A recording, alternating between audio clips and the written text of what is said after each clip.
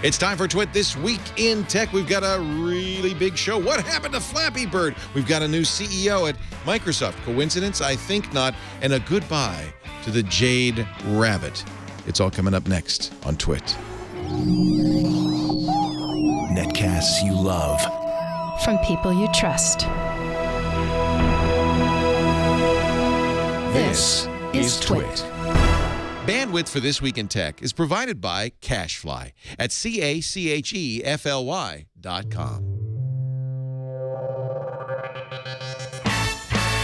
This is Twit, This Week in Tech, episode 444, recorded February 9th, 2014. Well played, Mr. Dong. This Week in Tech is brought to you by Shutterstock.com with over 28 million high-quality stock photos, illustrations, vectors, and video clips. Shutterstock helps you take your creative projects to the next level. For 25% off your new account, go to Shutterstock.com and use the offer code TWIT214. And by Carbonite. Whether you have one computer at home or several at your small business, Carbonite backs up your files to the cloud automatically and continually. Plus, access your files anytime, anywhere with a free app. Start your free trial at Carbonite.com. No credit card required. Use the offer code TWIT and you'll get 2 bonus months with purchase. And by GoToMeeting with HD Faces from Citrix, the powerfully simple way to meet with coworkers and clients anywhere. Share the same screen and see each other face-to-face with HD video conferencing. Even present from an iPad. Start your 30-day free trial of GoToMeeting today. Visit GoToMeeting.com, click the Try It Free button, and use the promo code TWIT. And by Stamps.com. Use Stamps.com to buy and print real U.S. postage the instant you need it, right from your desk. To get this special offer, go to Stamps.com, click on the microphone, and enter TWIT. It's time for Twit This Week in Tech, the show that covers your technology news for the week, and we got a great panel joining us from IDG, editorial director Jason Snell, editor-in-chief at Macworld Magazine. Good to see you, Jason. Great to be back. It's rainy around here. You forded the rivers. We Californians do not take to rain or other things coming from the sky. It's confusing. It's so people don't know rainy. how to drive in it and all that, but it's nice. We haven't had any rain in like a year, so it's good to get some. We've been drying out. Also joining us, Mr. Brian Brushwood from Austin, Texas, host of NSFW, Scam School, and Hacking the System. Yeah, man, I'm on TV. Look, Mom, I made it. Congratulations, new National Geographic show, which it turns out Brian's been filming for the last 4 years without telling us. Now, when did you start filming it? We started shooting over the summer, but of course, you know, television, everything moves so slow. So it's like we had the idea over a year ago, started pitching it. And man, the hardest thing about everything is keeping your stupid mouth shut about everything. I couldn't do it. It's something, you know, I'm so excited about it. And so it was great to be able to finally announce it on NSFW this last week. Yay. It's on National Geographic. It was on last Thursday. What day is it? No. It's there 2 episodes. It'll be an hour-long special, February 27th on Nat Geo. Check your local link. I thought they said this Thursday. No, it will be a Thursday. 2 weeks from now. Okay. It's called Hacking the System. And it's only 2 episodes? Yeah, well, they're running it as a special. So it's like, you know, I'm just glad that the thing's actually on TV. I mean, you know how this business goes. You have so many projects that fizzle and don't become what you want. Like this is a show I love. I'm happy with how it turned out. It was a lot of fun to shoot. We got to blow up cars and shoot machine guns and break into houses and stuff. Hack the car. Awesome. That's exciting. Well, good. Can't wait. Thank you. Thank you for being here, Brian. And we've got a newbie on here. I want to welcome Jessica Lesson. We talked to Jess. Actually, Jessica was on the phone with us before. For a while, yeah, you were in that. Better to be real. But I'm so glad you're here in the studio with us. Jessica is editor-in-chief of The Information, which is a very new tech news site you created behind a paywall, should mention. But I subscribed immediately. Really valuable. Jessica, for many years at the Wall Street Journal, where we quoted you all the time. Actually, we still quote you. You got a great scoop this week. Susan Wojcicki moving from ads to YouTube. Yep. She's taken over the helm from Salar, and it's an interesting move because Susan is the one who Google was built in her garage. I mean, she was the first. Her mom leased the garage to the boys, and then Larry married her sister. Sergey married her sister, and then now Susan. Has she been working at Google since that time? She has. She's was running all of ad products, so AdSense, AdWords, commerce, etc. There's not much more important at Google than It's that. very important. It kind of is a well-oiled machine at this point, though. So I think this is a new challenge, and hopefully bringing that kind of operational experience to YouTube, which has some revenue problems. They are getting less and less money per ad, right? Their revenue's growing, usage is growing, but they can't get the ad prices up. And if they can't charge more and make individual ads more valuable, it's going to be tough to get to the next level and to get to more professional content like TV shows, sports, all that kind of stuff. Part of the battle over YouTube is what should YouTube be? I mean, it really was a place for viral videos for a long time. And I can see YouTube kind of trying to, it feels like fit a square peg into a round hole, saying, no, this is where the networks are going to put their content. And it doesn't really, those two are not compatible, really. They haven't been. And I think the reason it's so complicated is we don't know where this whole market is going. So, there's it's so not just many YouTube, players. is it? And so I think everyone kind of wants a piece of it. They want to be able to grab more and more content. But, YouTube is still in that base of viral clips, promotional things. Some shows now, their channels initiative wasn't that kind of a flop, though? It depends who you ask. I think that there are definitely a lot of channels who said they could not build big businesses just off of it. So they are continuing to invest in it, but there are a lot of questions, but you can't ignore them because they've got the traffic, they have the assets in that regard. And Go ahead, Brian. Oh, I was going to say what's been fascinating to me is to see an almost Wikipedia type of aspect to the whole YouTube phenomenon. Because you're right, it used to be YouTube was where you saw cats on surfboards and people getting kicked in the nuts. But now still do. Well, sure, that's still there. But what's amazing is to think about how many instructional things you go to find YouTube on. Like YouTube is a library. It's where we go to learn how to perform CPR, to change a carburetor, to learn a magic trick. I mean, it's like this instructional. Think about all of Khan Academy is based on what's great about YouTube and the ability for you to tune in and learn, how insulin inhibits, blood sugar or whatever in a tight little 5-minute lecture on there. I would like to think that that's what YouTube's legacy is really going to be, but I don't know. I don't know. I'm looking popular on YouTube worldwide. Pet squirrel hides his nut in the fur of a Bernese dog. Can music improve athletic performance? Jay Leno's heartfelt goodbye. That's NBC. That's official. An honest Facebook movie. See, now I want to watch that. And then I got to watch an ad, which I don't want to watch, so I close it. I'll tell you, and there you go. That's Google. That's YouTube there. In a nutshell. I should have watched the squirrel.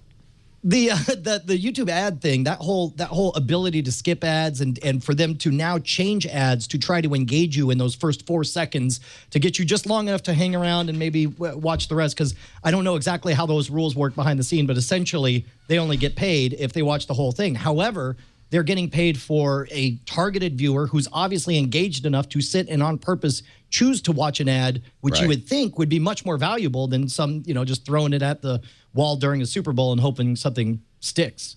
And they have, they've been innovating with a lot of formats. So now we see the sort of small banner that pops up in the bottom of videos everywhere. And YouTube was the first to try that. But the bigger question is just, can you get the kind of content like sports that have significantly higher CPMs, full episodes of television shows? They're doing some of it. I watched the first episode of Girls this season on HBO, a promotional thing I saw through YouTube. You went on YouTube? So it's so But it will be fascinating over to watch. HBO's Dead Body that they put the whole season on It's promotional. YouTube. It's teasing. It's marketing. But you wouldn't have seen that a few years ago. So I think it's definitely a place to watch. But well, I think we all watch YouTube a lot. I just think it's hard to... I think it's got to be hard to monetize because you just don't know what the environment's going to be. Mm-hmm. You don't know if you're going to be on a squirrel video or a Leno goodbye video. Well, and there's clips. YouTube's really good for clips, for short clips. And there's that question. Sometimes I go to YouTube to watch a movie trailer and there's an ad before it. And I'm like, wait a second, I'm watching an ad, see an ad? For an ad. I see that. That's a little bit strange. Yeah. My kids use it for music. It's like the place you go if you want to listen to a song. The songs, and they're not even watching the video, even if there is video, because what YouTube has done really well is it's easy to upload things, it's easy to find them, And it's easy to jump to a particular moment in a clip too, which, a lot of multimedia stuff on the web is really hard to, like podcasts. You kind of can't discover podcasts, but YouTube videos are really easy to discover. You can actually put a key in the link that goes right to jumps that spot. to a certain number of seconds. I don't know how many people know that, but that's it's in the share button. Yeah. And I did, to Brian's point, I changed I got a replacement for my car stereo, and it came with the typical, impossible to decipher instruction manual about how to install it myself.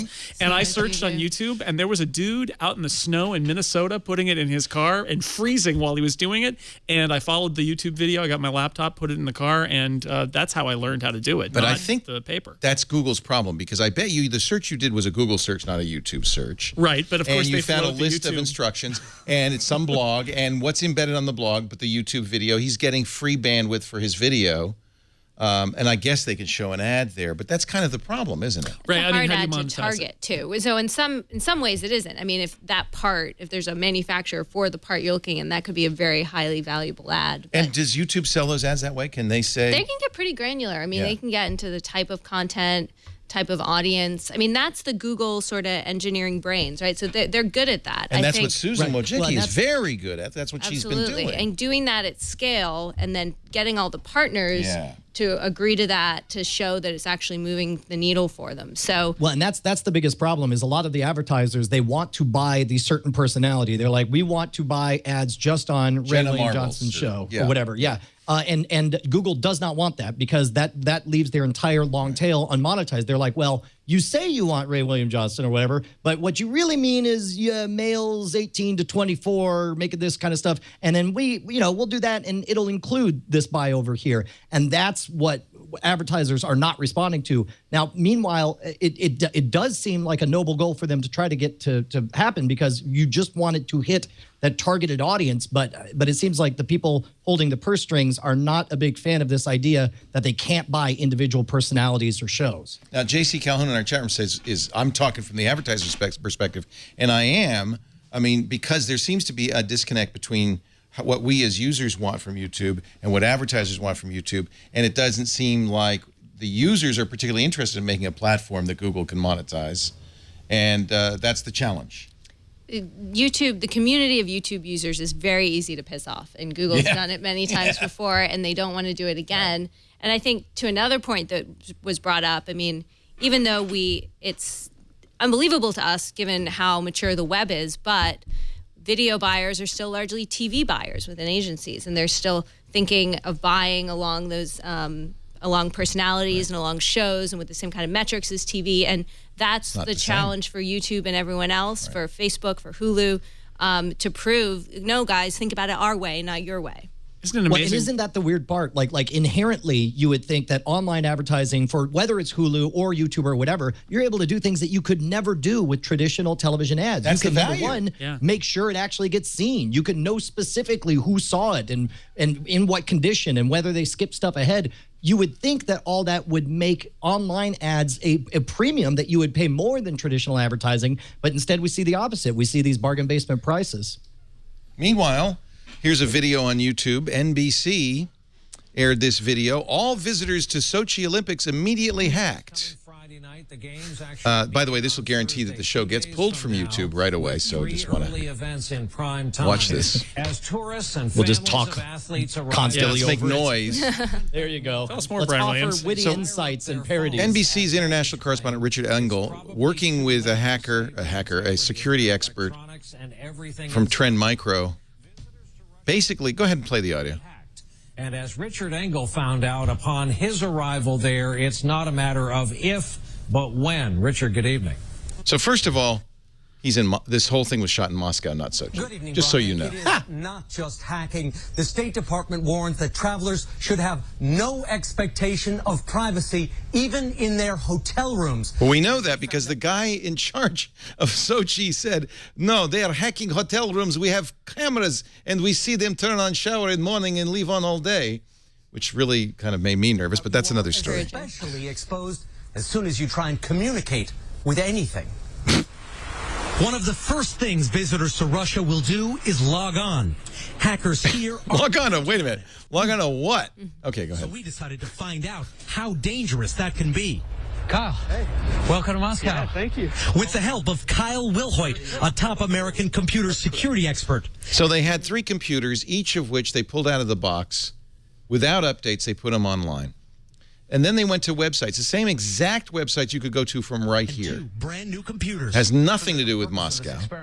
We know this because with these fresh machines. the guy from Trend Micro blogged the details. Nice job opening the Apple box. Ever open one of those before, Richard? It's not Mutilated. It's like they purposely designed those boxes to be a joy to open. He tore it Instead, open. It's like he's got meat hooks for hands and just like. I thought it was a FedEx box. Inside. So, From the producers of To Catch a Predator, it's to open an Apple box. Yeah, to open an Apple box. The only real detail, my name. So you're putting my profile on these computers. That's exactly right. With our new computers now loaded with potentially attractive data, we headed for a restaurant where we used a new smartphone to browse for information. So-called smartphone. So apparently what he did is he goes, they don't show this, they did it out. He goes into the Android phone, turns off, checks the box that says allow third-party downloads, and of course you immediately get the warning that's a very dangerous thing to do. Are you sure you want to do it? Yes, okay. Yes. And then intentionally goes and downloads malware. Knowingly. Wow. Okay, but watch what happens next. We were hacked. We were hacked. Yeah, I did. Right. It's actually downloading a piece of malware. Because you asked it to. download. Before we even finished our coffee. Coffee was also hacked. More on that later. Hackers the option So to how did this blow up in their faces? How did it become The clear? guy Was from it Trend the Micro who set detail? this up blogged about it. He said, I just want to be clear what actually happened. Common sense. Yeah, and he said later, you know, everything we did is exactly what you should not do. And it didn't matter that they were a coffee shop in Moscow. If you do it sitting right here at this table, it's the same websites. They went to malicious websites and ran programs when the websites asked them to, all the things you're not supposed to do. But they edited it out. What they make I can continue to play it. They make it look like there was no interaction at all. They edit out the part where he downloads and says yes and runs the program. Kaspersky Labs, one of the largest computer security companies in the world, is charged with protecting the games. But So when he made this blog post explaining all this, this was him trying to clear the air so that he didn't feel dinged on this, right? I kind of feel like he realized that in editing, it kind of looked a little different than it actually was. The blog post is behind the scenes, behind the NBC honeypots. It's on the Trend Micro blog. And he says, first, these attacks required some kind of user interaction, whether to execute the applications or open a Word document. All the attacks shown required user interaction, which was edited out. Second, these attacks could happen anywhere. Third, the infections occurred on newly unboxed hardware, had basic security precautions such as updating the operating system. Been taken, none of these would have happened. In fact, I think they installed Java on the Macintosh because it said all the 3 computers had Flash and Java installed. And that means Mac doesn't ship with Flash or Java. That means they actively installed malware vectors on the Mac. Mm-hmm. It's a completely typical bogus story from NBC, and no one's called them on it except for this blog post. I think there were some other blog posts that maybe provoked that one too. So I think the people were upset. Security researchers are bogus. On it. Yeah. Yeah. All right. Just thought I'd give them a little plug. You got to wonder what the thought process is. NBC's got the Olympics. There are so many controversies about the Olympics anyway that there's no end to what they can cover controversial about it if they want to. And instead they do this weird simplified story about computer hacking in Russia. If I were John C. Dvorak and this were the No Agenda show, I would say there was an agenda in Russia to make the Russians look horrible. The Sochi Problems Twitter account, the pictures, many of which it turns out have been faked or misinterpreted about problems in the hotels and so forth. It almost feels like there's a concerted campaign. Is it just me that feels that? I think it's people jealous that they're not at the Olympics. This is what I think it is. I think that it's FOMO. You're having fun if you're over there, and if you're not, you're like, Sochi Problems. Wouldn't want to be there. But, you know, we see this kind of thing whenever there's a mold that we feel like stuff should fit in, and there's any kind of evidence that seems to exactly fit in what we expect. You know, we all have preconceived notions that everything's corrupt. We've heard that there's going to be the most corrupt Olympics ever, and, you know, worried about terrorism threats, and Putin's putting on a dog and pony show to cover up XYZ. Like, we hear all that, and then as a result, when we get, you know, a photo, whether it's doctored or not, you know, it's hard to not instantly want to jump on it and pass it around. So I don't know that it's a concerted campaign. I think that there's just preconceived notions that we're hearing that when we see something that matches it, it short circuits our critical thinking skills, and instead we just immediately forward it. Because to be honest, like this, you know, like this news story exactly fits what I imagine Russia is. Russia's nothing but drunk people pirating at all times and hacking at all times. You can't go across the border into Russia without getting hacked was the message of that piece, and it was completely BS. And you know, I understand mainstream news does this because it's link bait, their version of link bait. The original story was really fair, and then it was hacked. See, that's what they don't want you to know. That's it. I don't understand why there would be this concerted anti-Russian campaign, but there seems to be. Not that Putin isn't encouraging it by riding around topless on a horse, but not that I would do anything like that.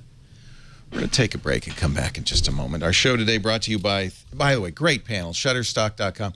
Great panel. We got Jason Snell from IDG, Jessica Lessard from The Information, which everyone must subscribe to. I do. Love it. Just added a managing editor, a new programmer. He's going to write software for you? Or? Yeah, he's working on some new features already. Isn't it interesting? We're in the same boat where we're really a media startup, but in this day and age, you're a technology startup whether you like it or not. Absolutely. Because you have to solve all these issues, these technology issues, before you can get to your viewers or readers. Brian Brushwood, host of a brand new show on National Geographic, debuting February 27th, Hacking the System. Yeah.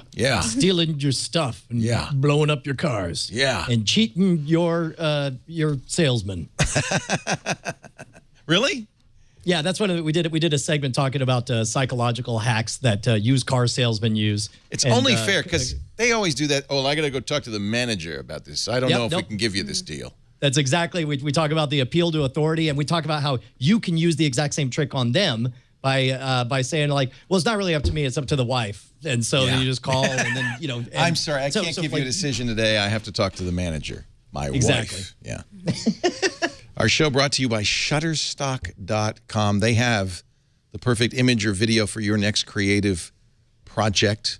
So many blogs. We use Shutterstock. So many blogs use Shutterstock because it always turns out when you post something on a blog, an image makes such a difference in a blog post, whether it's for your website or it's a publication. Maybe you're doing advertising, a video. 28 million. Actually, there's probably more. I like to visit Shutterstock because the number goes up all the time. Last count, 28 million high-quality stock photos, illustrations, vectors, and video clips. No, it's more. It's more. It's now 33,503,207, ladies and gentlemen. 273,000 new images this week. Don't forget when you go to Shutterstock.com to try, and you don't have to be a member, although I'll tell you why you might want to make an account. It's free to do so. But try the search engine because it's not just nouns. You know, normally with a site like this, you'd be searching for, I don't know, Olympic rings. But you can also search for happy Olympic rings or green Olympic rings. The search engine is incredible. I'm typing in here just to see if it works. I'm writing Olympic rings on fire. I bet you could. See what I get. Let me see. Look at that. Well, look at that. Boom. It's you got fire and you got look at that. You got Olympic rings on fire. Of course, the Olympic torch. So here's the deal. If you create an account, and it's free to do so, you don't have to give them any credit card or anything. You can then save these into a Lightbox. You can share them with other people. You can use them as inspiration. I have to say, sometimes just having an image gives me an inspiration for a blog post or an idea for a story. Just the image kind of gets you thinking along the lines you'd like to be. So do create that free account. If you decide you want to buy, there are all sorts of ways to do it. There's image packages. We have the 25 image a day subscription. That's a great one. You can download any image in any size, pay only one price. They're royalty free, so you can use them in a variety of ways. Multilingual customer support. They're in more than a dozen countries. And, of course, full-time customer support throughout the week. Try Shutterstock today. You don't need a credit card to start the account, but once you decide to buy, do use our offer code TWIT214. TWIT214. You get 25% off any package. That's a really good deal on the subscriptions. Shutterstock.com for 25% off new accounts. TWIT214. Of course, it's February 2014. That's where that comes from. So you can remember it easily. Shutterstock.com. Flappy Bird. Flappy Bird. Moment of Flappy silence. Bird. A moment of silence for Flappy Bird. It is no more. I'll tell you what, man. I felt kind of bad. Like, I was late to the Flappy Bird No, train. you weren't. No one was late. It late. started a week ago. You can't be late. Well, I finally signed up. I played exactly 3 games, and I said, screw this, and then uninstalled it, and I was going to make a lot of hay crapping on the game, but then, like, all of a sudden... Now you feel bad. Yeah, all at once, like, Now apparently you got to remember, there's a real developer who really wasn't trying to break your mind with amazing art. He just wanted to make a dumb game with a flapping bird. And his name now is... the whole world's... His real name is Dong, by the way. I don't know if you know that. Dong Nguyen. He is a Vietnamese developer, independent. Now, here's the interesting story. There is more to this Flappy Bird story. I want the information to dig deep into this. Okay. What questions do you have? So here's the deal. I didn't know this. The game came out in May. Okay. Yeah. Nothing for 6 months. Nothing. There's too many other games. I mean, you got to be like the game of the moment, right? I mean, you've got Candy Crush. So how do you get discovered if you are a game that looks like Mario Brothers, has literally no gameplay? All you do is flap, and if you're lucky, get through these things, which apparently some people can to the degree of hundreds. I'm lucky to get through one. Cheeto in the chat showing me a screenshot of him having a score of 111, which I can't even wrap my mind around. I've got 2. My best is 5. My best is 5, yeah. So nobody knows anything about this game except, and this is kind of interesting, all of a sudden, and somebody did the plot of this. What was the link for that, Chad? I want to see if I can find that. Somebody started plotting reviews in the App Store. All of a sudden, they started to come in hot about December. And the presumption is that Mr. Flappy Bird, Dong Nguyen, was buying reviews to jumpstart this. And in fact, more than that, because he has several games, and they all started getting more reviews at the same time. They all started to spike up. Let's see. This is Zach Will's blog. He did a kind of like a scrape of all the reviews. We've all read the Verge's story that Dong is making $50,000 a day, $50,000 a day on the ads. But here's the spike. This is what's very interesting. Nothing, no reviews. Sometime in late December, early January, he says, I'm guessing Dong Nguyen probably used some sort of service to download, rate Flappy Bird on the App Store to generate buzz. It worked. Flappy Bird started getting 20 reviews a day. Then on January 9th, 90 reviews. On the 12th, it doubled. At 17th, it doubled again. Suddenly, it starts to take off. And I presume at this point, it goes viral, and it's real reviews. But if you read the reviews, and he does put some of them on here, you can see that there's a certain amount of similarity, the early reviews. They all have this kind of morbid, I'm going to kill myself, this game is killing me, I want to kill this guy, the apocalypse, the death of me, my life is over, don't do it, don't you do it, my life is expiring, running out of control, I'm going to kill myself. These are all the first reviews coming in. They all sound fake. It's really interesting to watch this. So it does take off. It does go viral. And I know it went viral. It went viral around here. One person downloaded it, and all of a sudden everybody's playing it. I don't understand why. I was talking to one of our interns here, Eli, who goes to a local high school. How long did it take before everybody was playing it, Eli? 3 days. Every student playing it. I don't know why. There's something compelling about it. Then yesterday, go ahead. Well, I was going to say, Mr. Hacker, you know why. Yeah, I mean, that's a testament to, this is what Robert Cialdini calls a fixed action pattern, where it's like we can't help but use as a shortcut. Wait a minute. You're not making this up, because the abbreviation fixed action pattern is FAP. You're not making it. No, that's why when I do my talk about social engineering, I make sure to abbreviate it as FAP on there. Okay, all right. But yes, no, that is what it's called. It's a mental shortcut that, like for example, one of the classic ones was Harvard did a study to see if you could cut in front of lines, and so they found a bunch of people waiting for a Xerox machine. They had somebody go and ask different variations of the question, "Can I cut in line to do my stuff faster?" And they figured out that the magic word was because. As long as you use the word because, it's like they shortcutted their brain. And they're like, "Well, she's got some reason, so fine, go." And even if it was a nonsense way to phrase it, like, "Hey, can I jump in front of the line because I need to make some copies and I'm in a rush?" Like, that's not an excuse. That's not a reason. They're like, "Oh, you said the word because. Go ahead." Wow. So likewise, that's that social proof is the reason that Yelp, of course, is so popular. And to be honest, it's the reason that our joke experiment, the Diamond Club book, was such a success, is because so many people bought it all at once. And they all left fake reviews saying it was the best thing since 50 Shades of Grey. And of course, it was, a hilarious fake erotic fiction book. You're the king of gaming the system. You know how all this stuff works. Well, yeah, and there's some part of me that, obviously we all sneer and turn our nose up at the idea of buying reviews, but I mean, how far off is it from me releasing a project and saying, let's all buy it at the same time and everybody like, comment, and subscribe at the same time and gaming the system?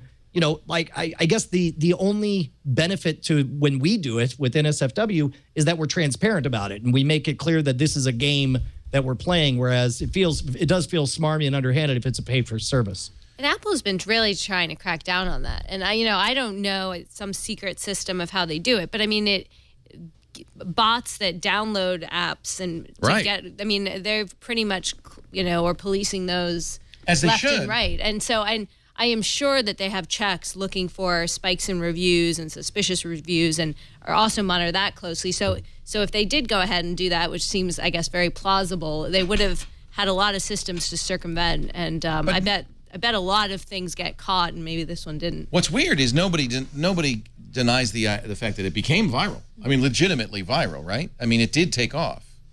One of the things that the App Store charts are based on is velocity of downloads. Right. And so it's not even how many you have, it's how fast So they're the coming. hockey stick, it was #1 in 12 countries. Guy's making a ton of money. Then yesterday he tweets, "I'm sorry, Flappy Bird users, 22 hours from now, I will take Flappy Bird down. I cannot take this anymore." And then he says, "It's not related to legal issues. I just cannot keep it anymore." Then he says, I don't sell Flappy Bird. Don't ask, and I still make games, and that's the last we've heard of him. And so huge response on Twitter, by the way. If you search, his Twitter handle is Dongatory. If you search for Dongatory and FU, unbelievable vitriol on this guy. I mean, do you think it is the case that that he just couldn't handle it? It's such an intentionally agonizingly difficult game. Like, that's the one redeeming quality about it, is that it's genuinely hard, and it's hard for everyone, and it is frustrating but weirdly addictive.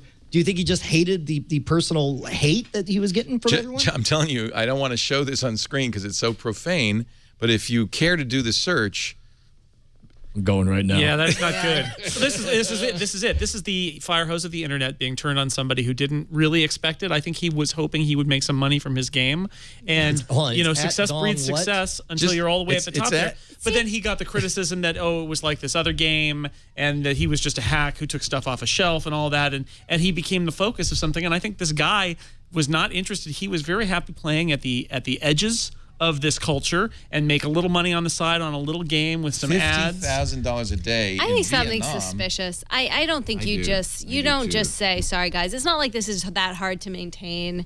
You could keep it up there and keep your mouth shut. It's Apple's server, right? I mean, there's something else going on. You don't just turn down that. It was on Android and iOS. He removed it from both. I mean, I could see Apple might have said, "Hey, Dong, you got to do something about this." But I don't know if Google did too, maybe? I bet there's just something that spooked him, whether it's from the companies or from some sort of threat or something, and so he's withdrawing. But he got more hate than Woody Allen last week. I mean, this guy, for pulling a game, just horrible. Twitter. No, someone's going to make Flappy Bird 2 or change the name so that it's... Oh, there's 800 Flappy Bird. Already 800 Flappy Bird clones. I mean, you just go there. There's Crappy Bird. There's Farty Bird. There you go. You've got one on the Pebble Watch. I've got the Pebble. It's a Tiny Bird. It's just, I mean, you can't copyright Flappy Bird. So Robert Scoble's theory, I'm going to say that with a straight face. Robert Scoble's theory is it's great marketing. In 6 months, he'll come out again. From the creator of Flappy Bird. Pro. Well, his last tweet is, "I still make games." Yeah. This feels like a Justin Bieber retiring You think kind it's of a moment. brilliant marketing? I think this guy knows what he's doing. If we assume that he primed the reviews and has been speaking to the people on Twitter, etc., this is not the last. So we say, well played, Mr. Dong. For now. Well played. And Ashley has a response. What? No more Flappy Bird? Don't you think everybody now wants Flappy Bird because you can't get it anymore? That really increased the value of Flappy Bird? There is an interesting angle here about what happens to all of this stuff that we use, all these apps and all, when they go off the App Store. And, you know, we have so many retro games on emulators and things from the past. And in this App Store era where we've got all this DRM'd stuff on our phones and all that, Flappy Bird gets pulled. I mean, if you delete it, you can't get it back. And in 10 years, somebody's going to write about what Flappy Bird meant, and it's going to be gone. And you know, it does make you wonder. This stuff all seems a lot less permanent than software used to seem back in the day, because you know, you pull it off the store and it's gone, and you can't have a backup somewhere that you reload unless you're manually the other backing thing it is up. there's so much money in it that there's I mean, all of these clones, Flybirds, Flappy Bee, there's Flappy Penguin. I saw on Android Farty Bird. It's exactly the same game, but you fart to get across. Sure. Flappy Penguin. I mean, interesting. That's not an iOS. I just wanted I know. Anyway. It seems they used to have the market. They cornered the market on the fart programs, but that's just a sign that Android is an up and coming operating system. Or the App Store wouldn't allow I'll tell you this much, and actually, this is a legit speaking from the heart moment. I'm kind of ticked that this is the dominating story on apps, because there's a little game that came out this week that I love called Threes by Asher Bo. I think the guy who did Puzzle Juice just released a new one, and it's I love it. Threes. Is it iPhone or iPad? iPad and iPhone. Is it Servo LLC? Is that it? Is this it? Or is it pink and white and blue? Yeah. That's it. $1.99. Great game. All right, I'm going to buy it. Game. What is it? It's a number game. You know, but there's no real math. Like basically, you got ones and twos that you got to combine into threes, position to make into a three, and then after that, you're looking to take two identical numbers and mash them together to get bigger numbers. But it's very zen, and it uses, what I like about it is there are games that only use symbols and logic, and so you're able to do things like listen to an audiobook, and that part of your brain is not competing with the part of your brain that's moving your hands. Like the moment I'm happiest is when I'm like at the gym working out on the elliptical or whatever, and I'm playing a game that I'm manipulating symbols while listening to an audiobook that requires the language parts of my brain to be engaged. You play threes while listening to an audiobook? Well, sure. Can. It's on the elliptical. You're matching patterns and sliding things around. It's got a really nice, actually, bunch of audio. It's got some voices for the different pieces on the board and some music that plays in the background. Very smart game. Really, really nice game. You get it, and this is also, you could tell, like especially since he did Puzzle Juice, you can really see the way he's developed game. Like for example, here this tutorial, you're going to be playing the game right now where it is. So you're just moving stuff around until it until you hit a wall, and then they'll line up, and then you can mash them together. Keep going. Now you've made a three. I've learned, and then and that was auspicious. Big vocabulary. Very good word. Yes. Yeah. New numbers appear. In this case, and it's got the right kind of blend of there's random reinforcement. You're sort of hoping to get the right kind of numbers at the right time, but you'll catch a run and you'll just everything will go crazy. You can't believe you're getting all these points, and other times you die almost instantly. Yeah, there's a Tetris-like aspect to it where what comes through in the stack onto the board will have an impact on whether you can make it or not. That I really like. It is good. All right, I like it. It's what I like it is the numbers that come in are both your enemy in that you want to destroy them to free up the just space, like Tetris, but they're also your ammunition. Yeah, very much like Tetris. Now, why? Oh, two will only add with one. Well, how do I know that? That's right. Three. How do I three? Because it's threes. I just saw this the first time I've seen this. You're a ringer, aren't you? But it's like you guys already got it. No. So how long do you guys think you'll be playing, Brian? I mean, how long do you think you can... 3 will capture your imagination? That's what always amazes me about these games. You're talking to a guy who had played... what I like about it is that it reminds me of Drop 7, which was a game that I played for easily 7 years, or I guess 6 years since it came out.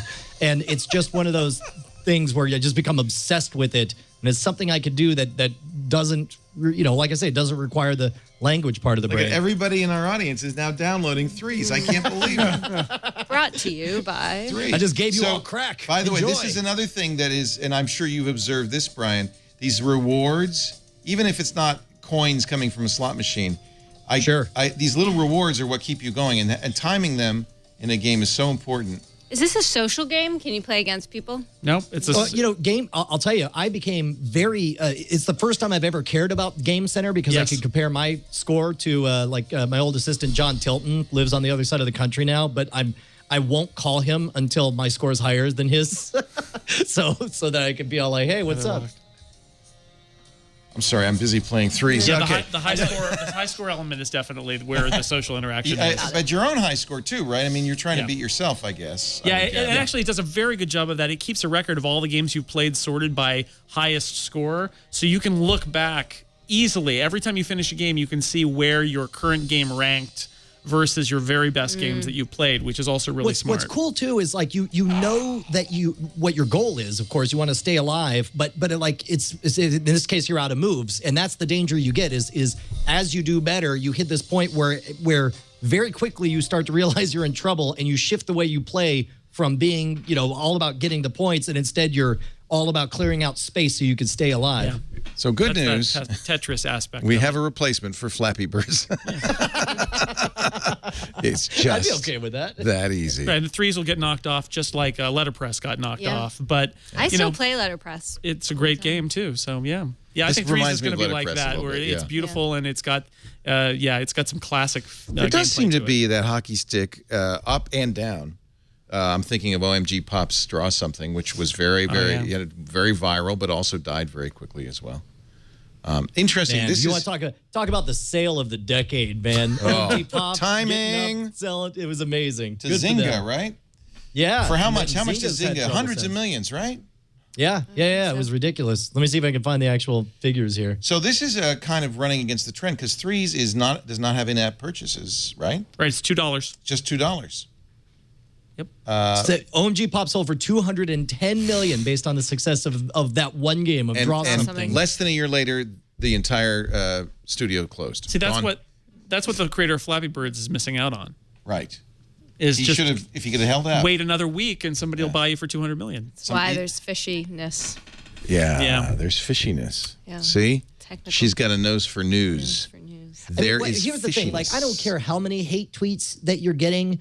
$50,000 a day exactly. is utterly remarkable. Like, you shut the hell up and you deal with it. And unless you are hiding something, you know what I mean? Like, unless you're worried that all this attention is going to cause a problem for you. Well, I mean, that is quite possible, but I want to leave a little bit of space open for the fact that this is a young software developer who was taken aback by the attention and is really sensitive and maybe couldn't deal with it emotionally. I've known some software developers who shut down their company and walked away because they couldn't deal with the customers, or they had something else going on in their lives, and this exacerbated it at the point where they felt it was wrecking their lives and they walked away. And that could be the case here. It's also possible that something is happening that we don't know about. But his tweets seem pretty distressed to me. So, I mean, there's a cultural difference there, a language difference. But we may be filtering it through our own predisposition to making as much money as you possibly can.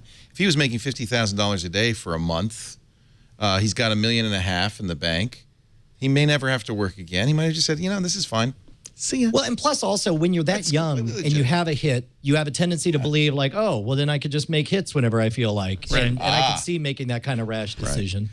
Right. And yet there's more to it because he had 3 games. He promoted them all in the same way. One went viral, then he disappears. I think it's a fascinating story, and I look forward to learning. To be continued for sure.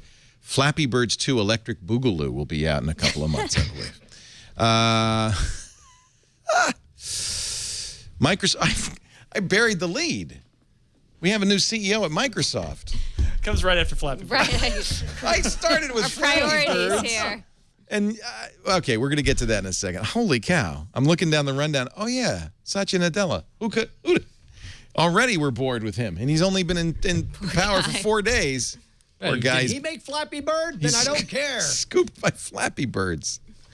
Our show today brought to you by Carbonite Online Backup. God, I got to call. I get this every week on the radio show.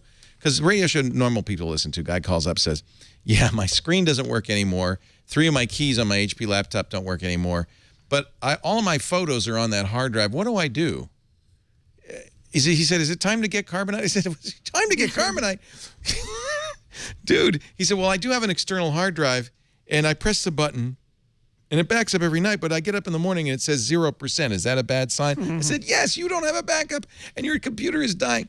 Please, have a backup strategy, and if you do, remember one thing. When you back up, I think you got to do 3-2-1 backup. 3 copies, not 1. Moving your file to a drive named backup does not a backup make. You have to have at least 2. I say 3 copies. You're going to have 2 different forms of media. One that can be an external hard drive, but one's got to be offsite. Yep. If it's sitting next to your computer, we're having flash flood warnings. Did your alarm go off on the phone? Mine didn't. It was like those old style radio alerts. That happened to me this summer when we were in Cincinnati. There was a flash flood watch and woke us all up at 2 in the morning. Yeah. Yeah.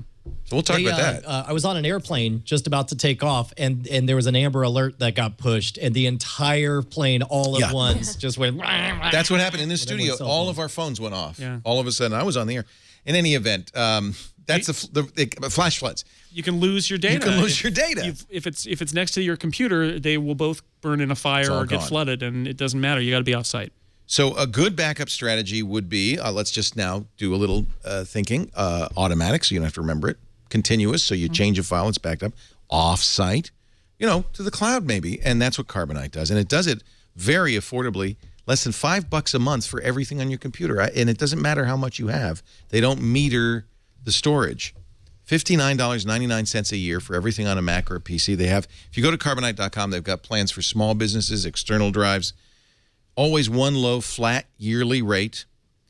Plus, you can access those backed up files anytime. Just log on to your Carbonite account or use the free apps. It is a great solution for backup.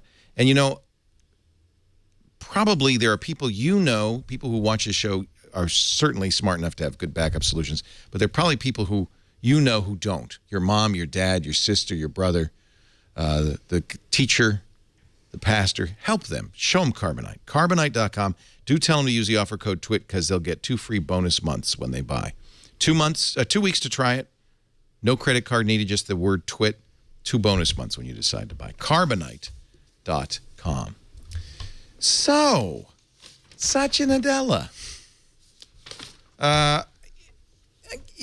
There was a lot of drama around this Microsoft CEO search. Alan Mulally came up, former Microsoft folks,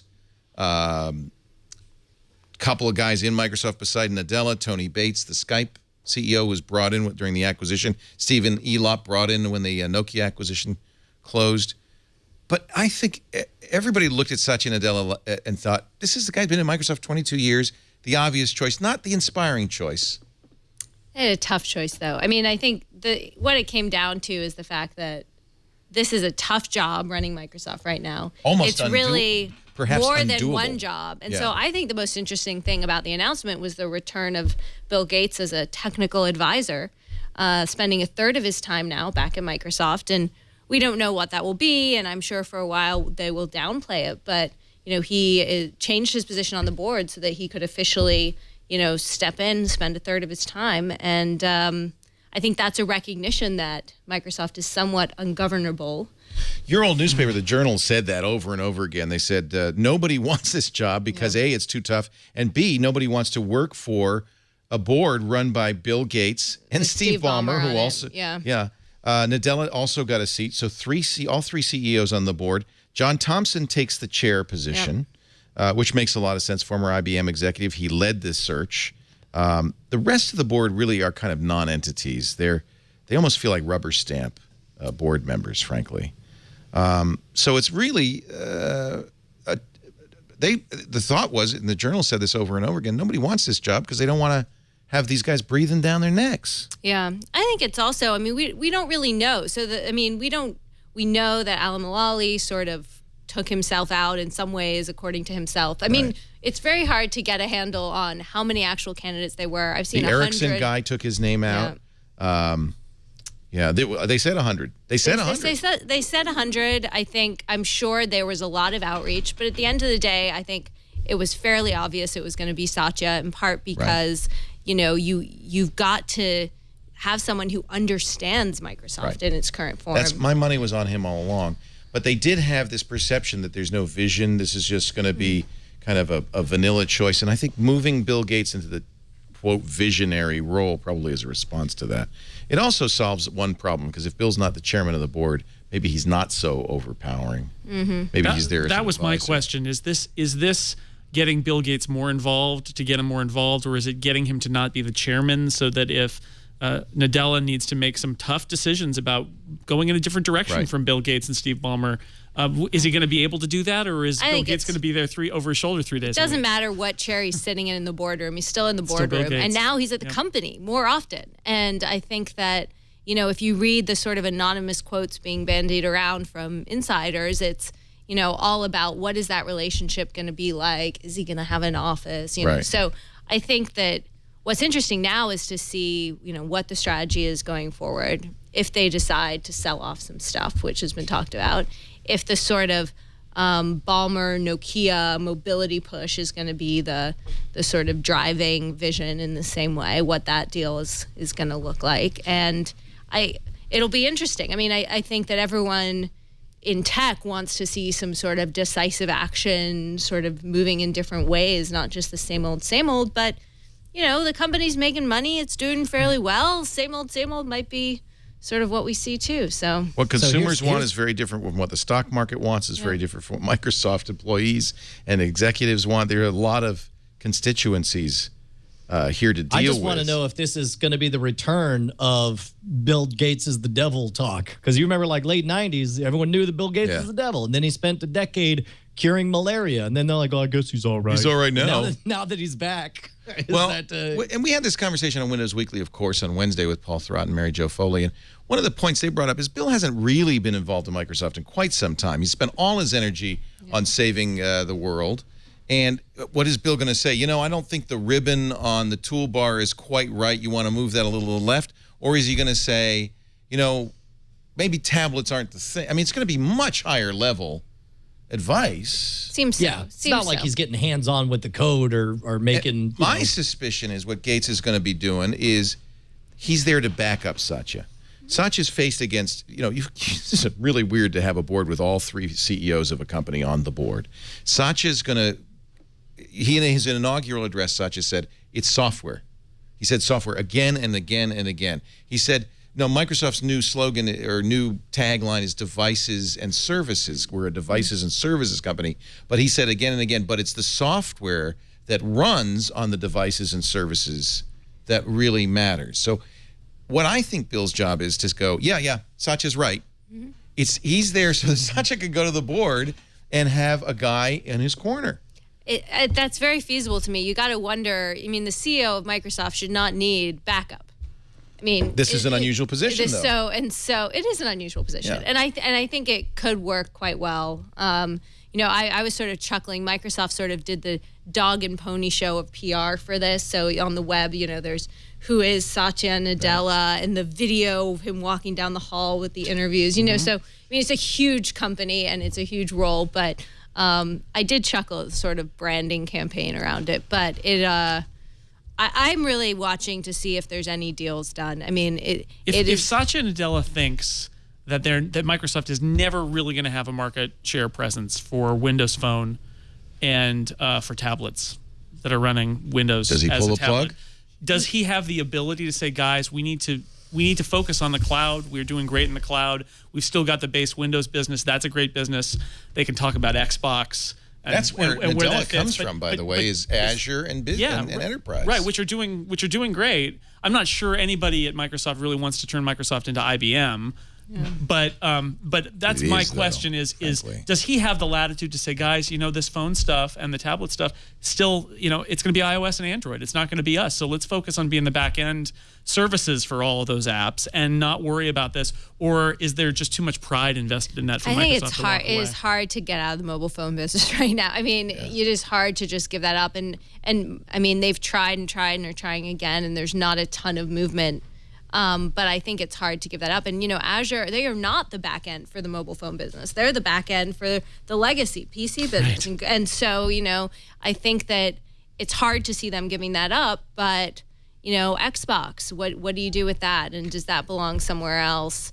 What do you do with some of these hardware projects like Surface and this other stuff? But I think I don't see how Microsoft can be relevant without pushing forward in mobile. But I think... that was the bomber strategy, and it's too early to say. But I think the Xbox is one to watch, and this has been floated out there of people wondering if you could get rid of that and focus things a bit, and what to do with the Excel business. And the stock market is just indifferent to the whole thing. I mean, this is one of the things that's been a conundrum for so long. Microsoft makes a lot of money, and the stock has been flat for a decade. Well, they like growth, right? And Microsoft is just throwing out its profit. It's the same thing that's going on with Apple stock right now. It's like, oh, these are really boring companies because they're not growing as fast as they used to. They're ridiculously profitable, so it's a great business for them to be in. But if you're an investor, you want growth. It's just a different kind of company. I mean, I guess that's the problem is one of the things that makes the stock market an efficient market is that it factors in excitement about a company as an actual commodity. And once that factors in, then yeah, it makes sense that everything would be flat because you're not actually buying it just with the intention of sitting there and collecting dividends. Oftentimes, you're buying it with the expectation that the stock itself will grow over time. What do you do if you're Satya Nadella? You can't kill phone because you just bought Nokia. I think you have to buy some other big stuff. So I also think we're going to see some really, really big deals in the tech space coming up. Interesting. Because you've got a ton of cash and you've got valuations pretty high, which is good if you're an acquiring company and you can agree on the valuation. Google's on a rampage, which we've written a bit about. But, I mean, you could buy eBay. That's what I would do if I were Microsoft. I'd buy eBay. I mean, I don't think you can, or at least the PayPal part of it maybe. But those are the kind of moves, and I know it's easy to say sitting back without, being in the thick of things, but we're going to see a lot of, I think, we're at this level of sort of stagnant growth on a lot of things in Apple and elsewhere, and what's going to move the needle? It's going to be getting different skill sets and different products into these organizations and leveraging them. Apple has $137 billion cash in the bank, of course, famously a lot, but look at that. Microsoft's number 2, $68 billion in the bank. Yep. Google, $48 billion, Cisco, $45, and Oracle, $34. That's a lot of money just sitting there. Absolutely. Apple historically has been very reluctant to spend the money, partly because it's offshore. Well, there's tax consequences. This week, Tim Cook said not only that Apple has bought a really surprisingly large number of businesses in the last year that we don't really hear about all of them. They're tiny, though, but yes. But they were all small. And then he said, and you never know, we might need to drop $100 billion on something sometime. It's like, whoa. That's what he always says when Carl Icahn and others are in the wing agitating. And I also think, Apple's really striving to not appear boring right now. So at every twist and turn, they remind us they have new products coming and they're not opposed to doing big deals. They never know. Something might happen. But you're right. Icahn has been saying, give us the money. Pay a big dividend. Give it back to the stockholders. I mean, they've paid a dividend. And it was one of the first things Tim Cook did and his watch that Steve had always resisted. I can't want more. But you're right.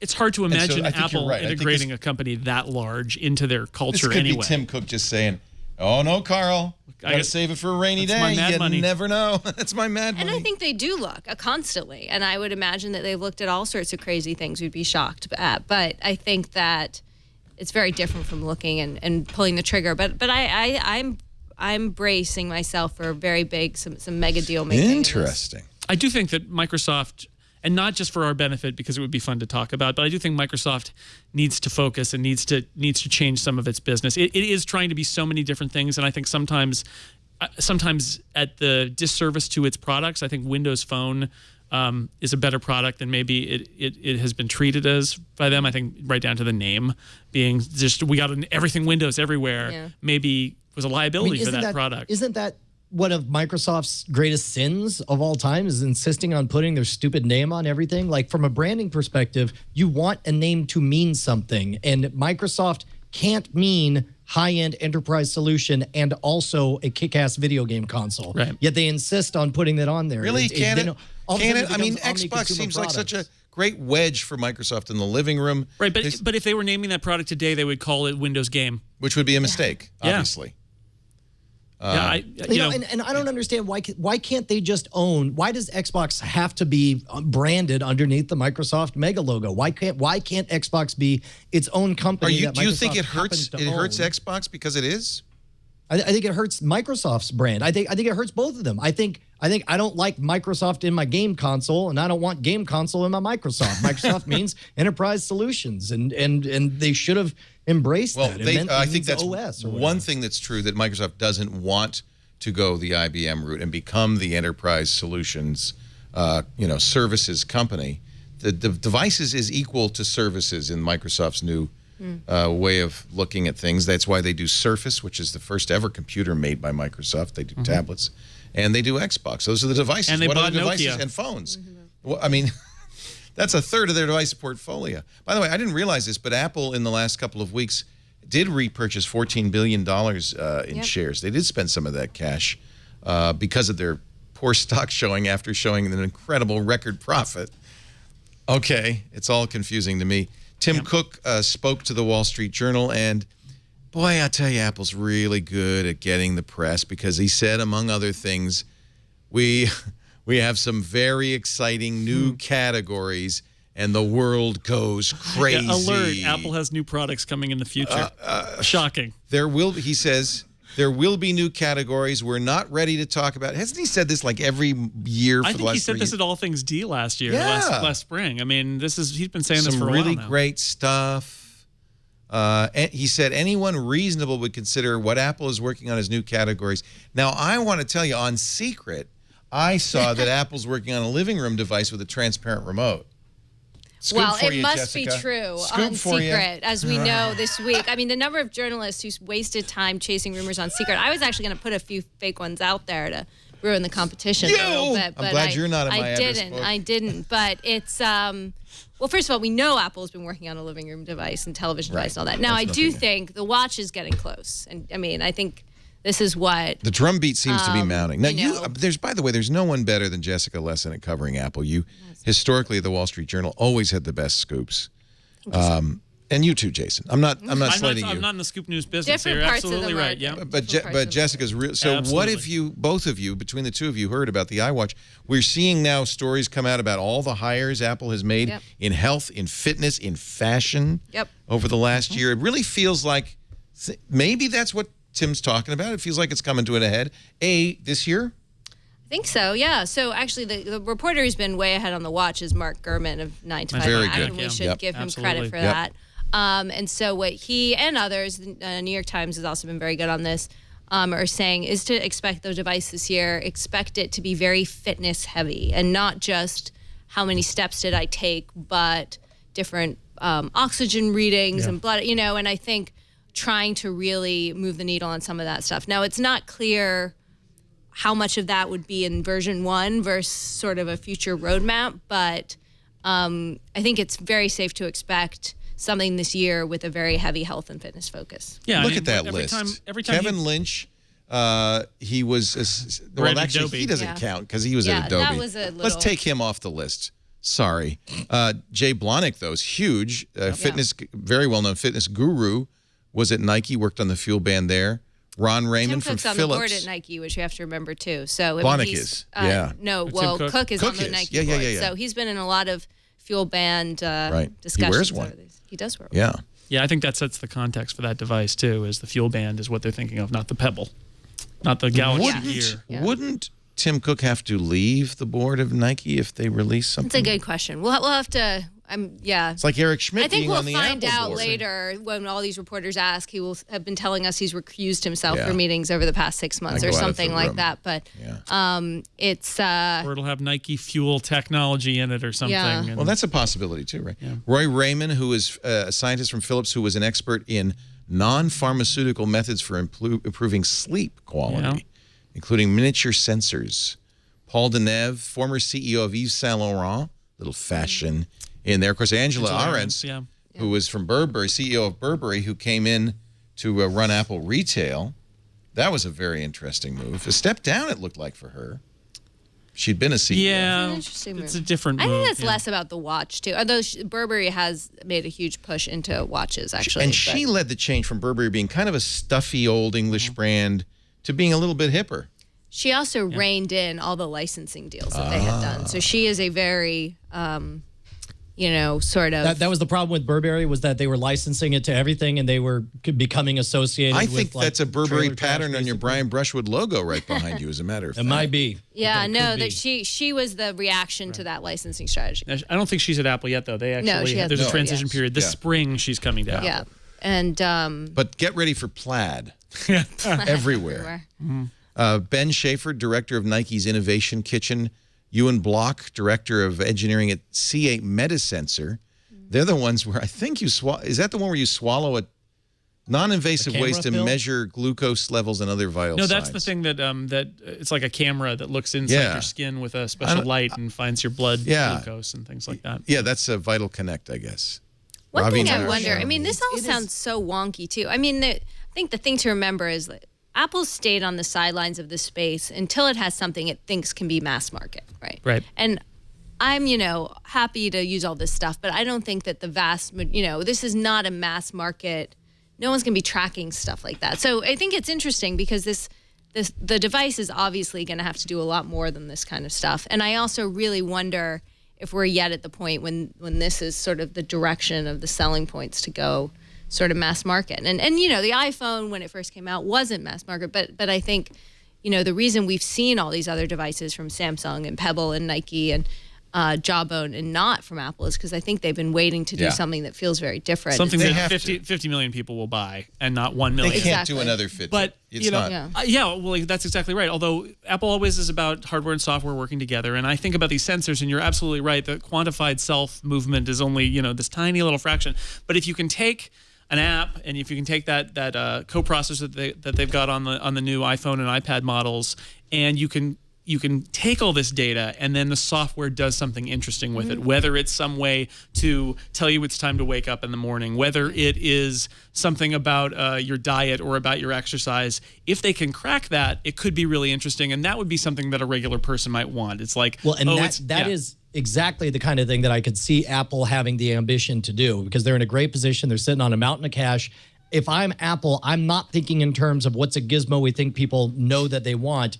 I'm thinking in terms of how can we transform the social reality of everyone around us? How do we create a movement of this? How do we take this nascent, as you said, self-quantification and turn it into something that everybody does, that everybody knows, like there's a plan that'll get you more hours of sleep or take care of you for X, Y, or Z. This ability to, essentially hack your own operating system by virtue of being able to monitor everything all the time, I think is something they could sell, and I think it's smart for them to be quiet. This is good for your Magic Act. Bluetooth connected smart pills that you swallow. You can have it pass from one eye to the other. And yeah. Well, so what would the smart pill measure? Would it be, I guess, like your gastric levels juices or something? Nancy Dougherty, one of the people they hired, is a hardware engineer at a company called Proteus Digital Health. I think Apple had an investment with them as well. You see, smart patches and ingestible Bluetooth connected smart pills. See, what I've read about the smart pills is those aren't necessarily medical. Those are actually ID things where you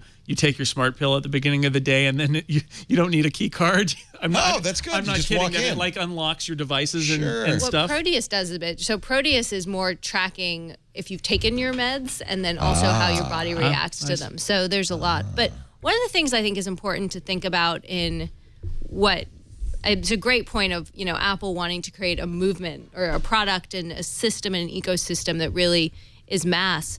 But we have to remember that it's not really Apple's core competency around this data stuff. I mean, when you start to match, and build services on top of how I'm sleeping and recommending things based on that, I mean, you're really into the sort of data science-y stuff that, frankly, Google is just a lot better at. Yeah. And so I think that, Apple is going to need and has been trying to get the expertise to do that sort of predictive work off huge data sets. And would they be smart to do partnerships instead of trying to do it themselves?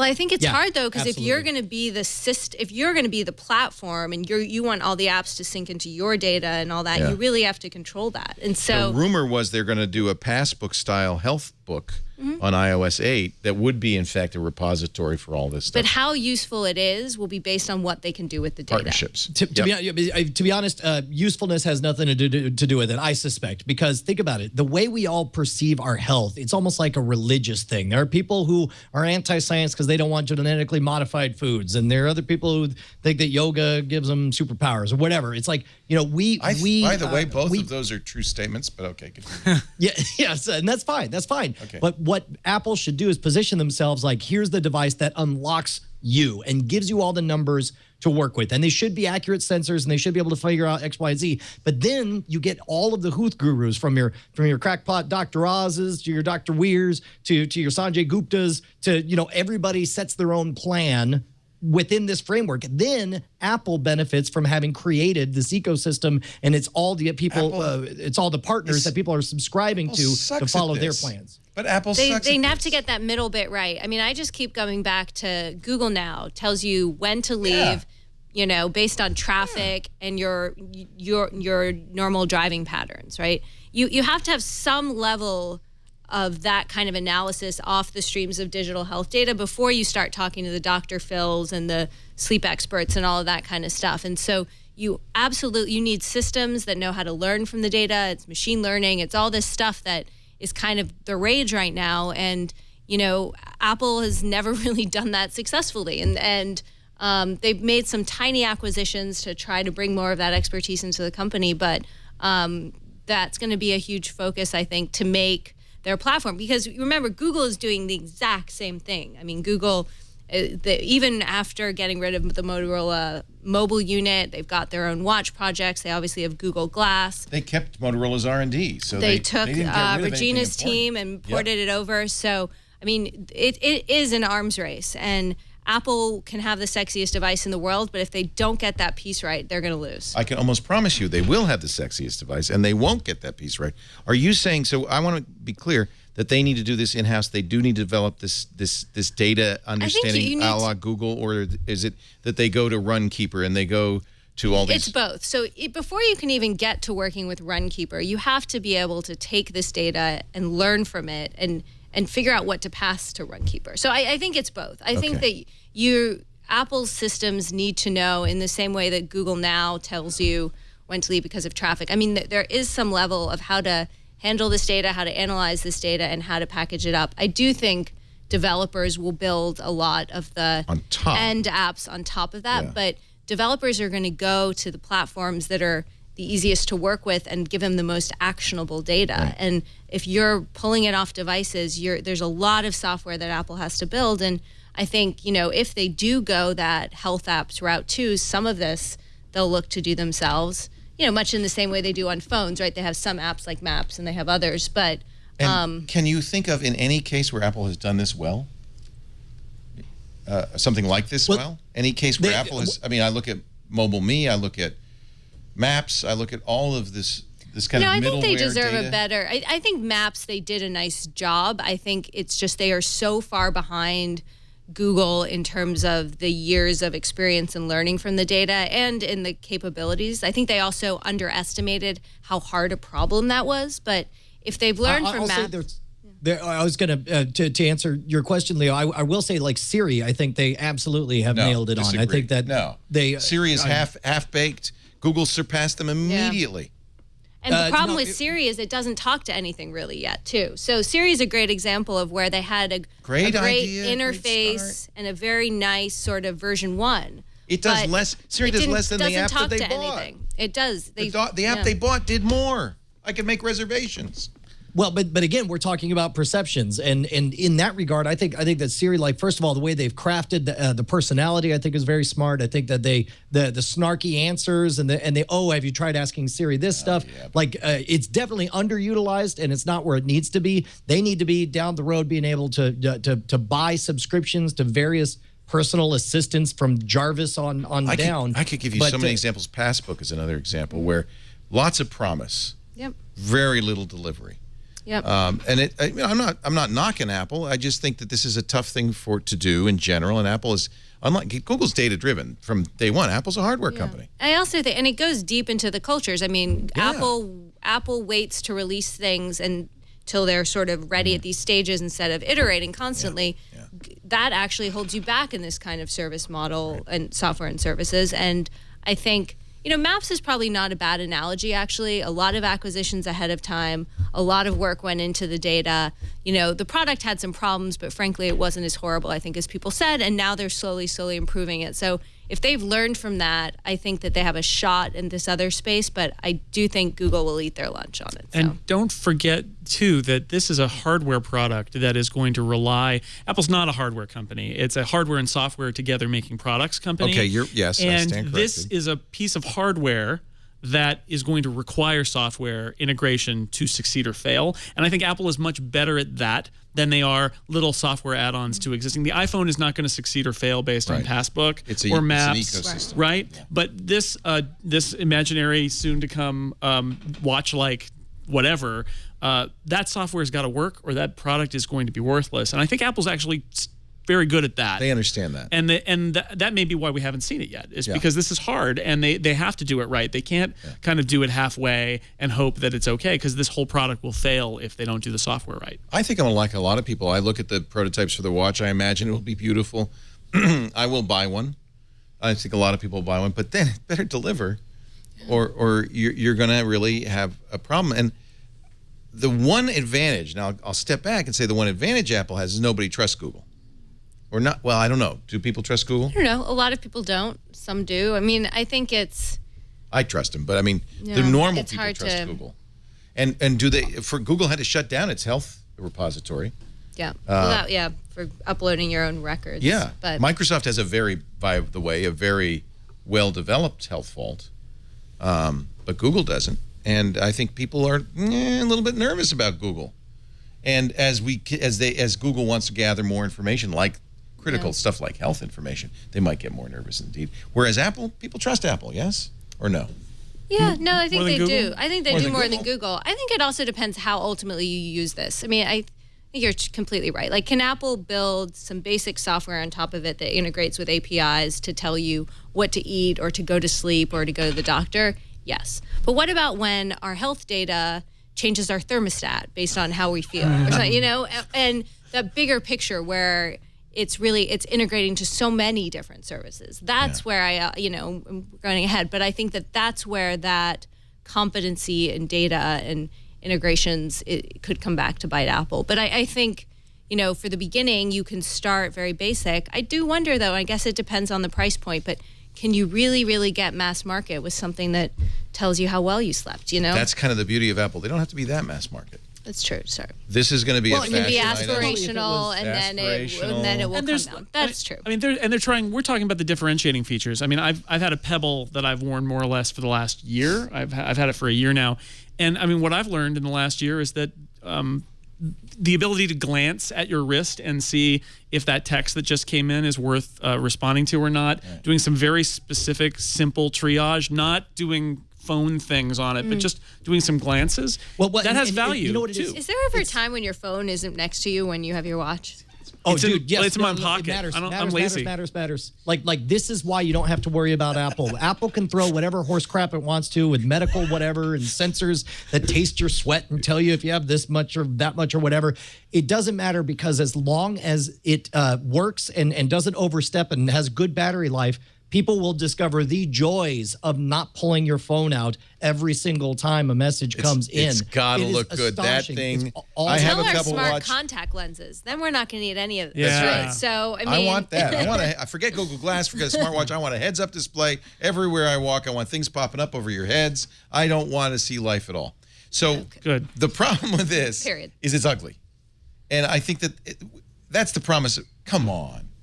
You think that's pretty? I had a Casio calculator watch when I was a kid. You're the wrong guy to ask. I don't think the Pebble Steel is a solution to the problem. I also don't know how big a problem. Like everyone, it's easy to find the examples. Oh, I was in a meeting and someone texted me and it was urgent and I could solve the problem. But I don't know how much. And my Pebble is still sort of in a drawer, so I should really. That's so crazy because like I use the What are you Pebble wearing? so I don't many see a little- pebble. Is that a pebble? Oh, There there you it go, is. right there, bro. All right, Wow. all right. There's a pebble. And in fact, like little things like nowadays, I'll come. I'll be on the other side of the house because I always leave my phone on silent now, which I don't have to have annoying, loud, exploding sound effects whenever someone calls now because I could be on the other side of the house and just look and be like, oh, someone's calling me right now. And I'll go run into the other room and then realize I'm not going to get to the phone in time. And so I'll just hit answer when I'm still around the corner. And I know I bought myself like 5-10 more seconds before I get there to pick up the phone. But you can't talk to the pebble. No. You can't Yeah, you don't- actually you- answer the phone. You have Sure to you go can. to your Yeah, phone. you still have to get over there. Look, I'm telling you, man. Hello? Structurally, Hello? you add up all those Brian? little 8-second moments. Yep. There's so many of them every day. I've probably saved just in the first few months. I've saved hours, literal hours of this crap. If you love, hold on, it's there it is. If you love that moment, then don't get a pebble. But if you want to keep, never, my advice, keep it in your breast pocket there because it comes out much easier. yeah. The breast pocket. Well, that's good because my fob here's watch what is made on the here's what made the pebble vest. work. You don't have a vest? Everybody should have a Fanny vest. packs, fanny packs. The lesson of Pebble is that it doesn't try to do too much. Yes. It just does a few things and it does it exquisitely well. You charge it once a week and that's it. Yeah. All right, I'm going to put mine on. You going to put yours on? I will what they put mine on. Yeah, we're going to.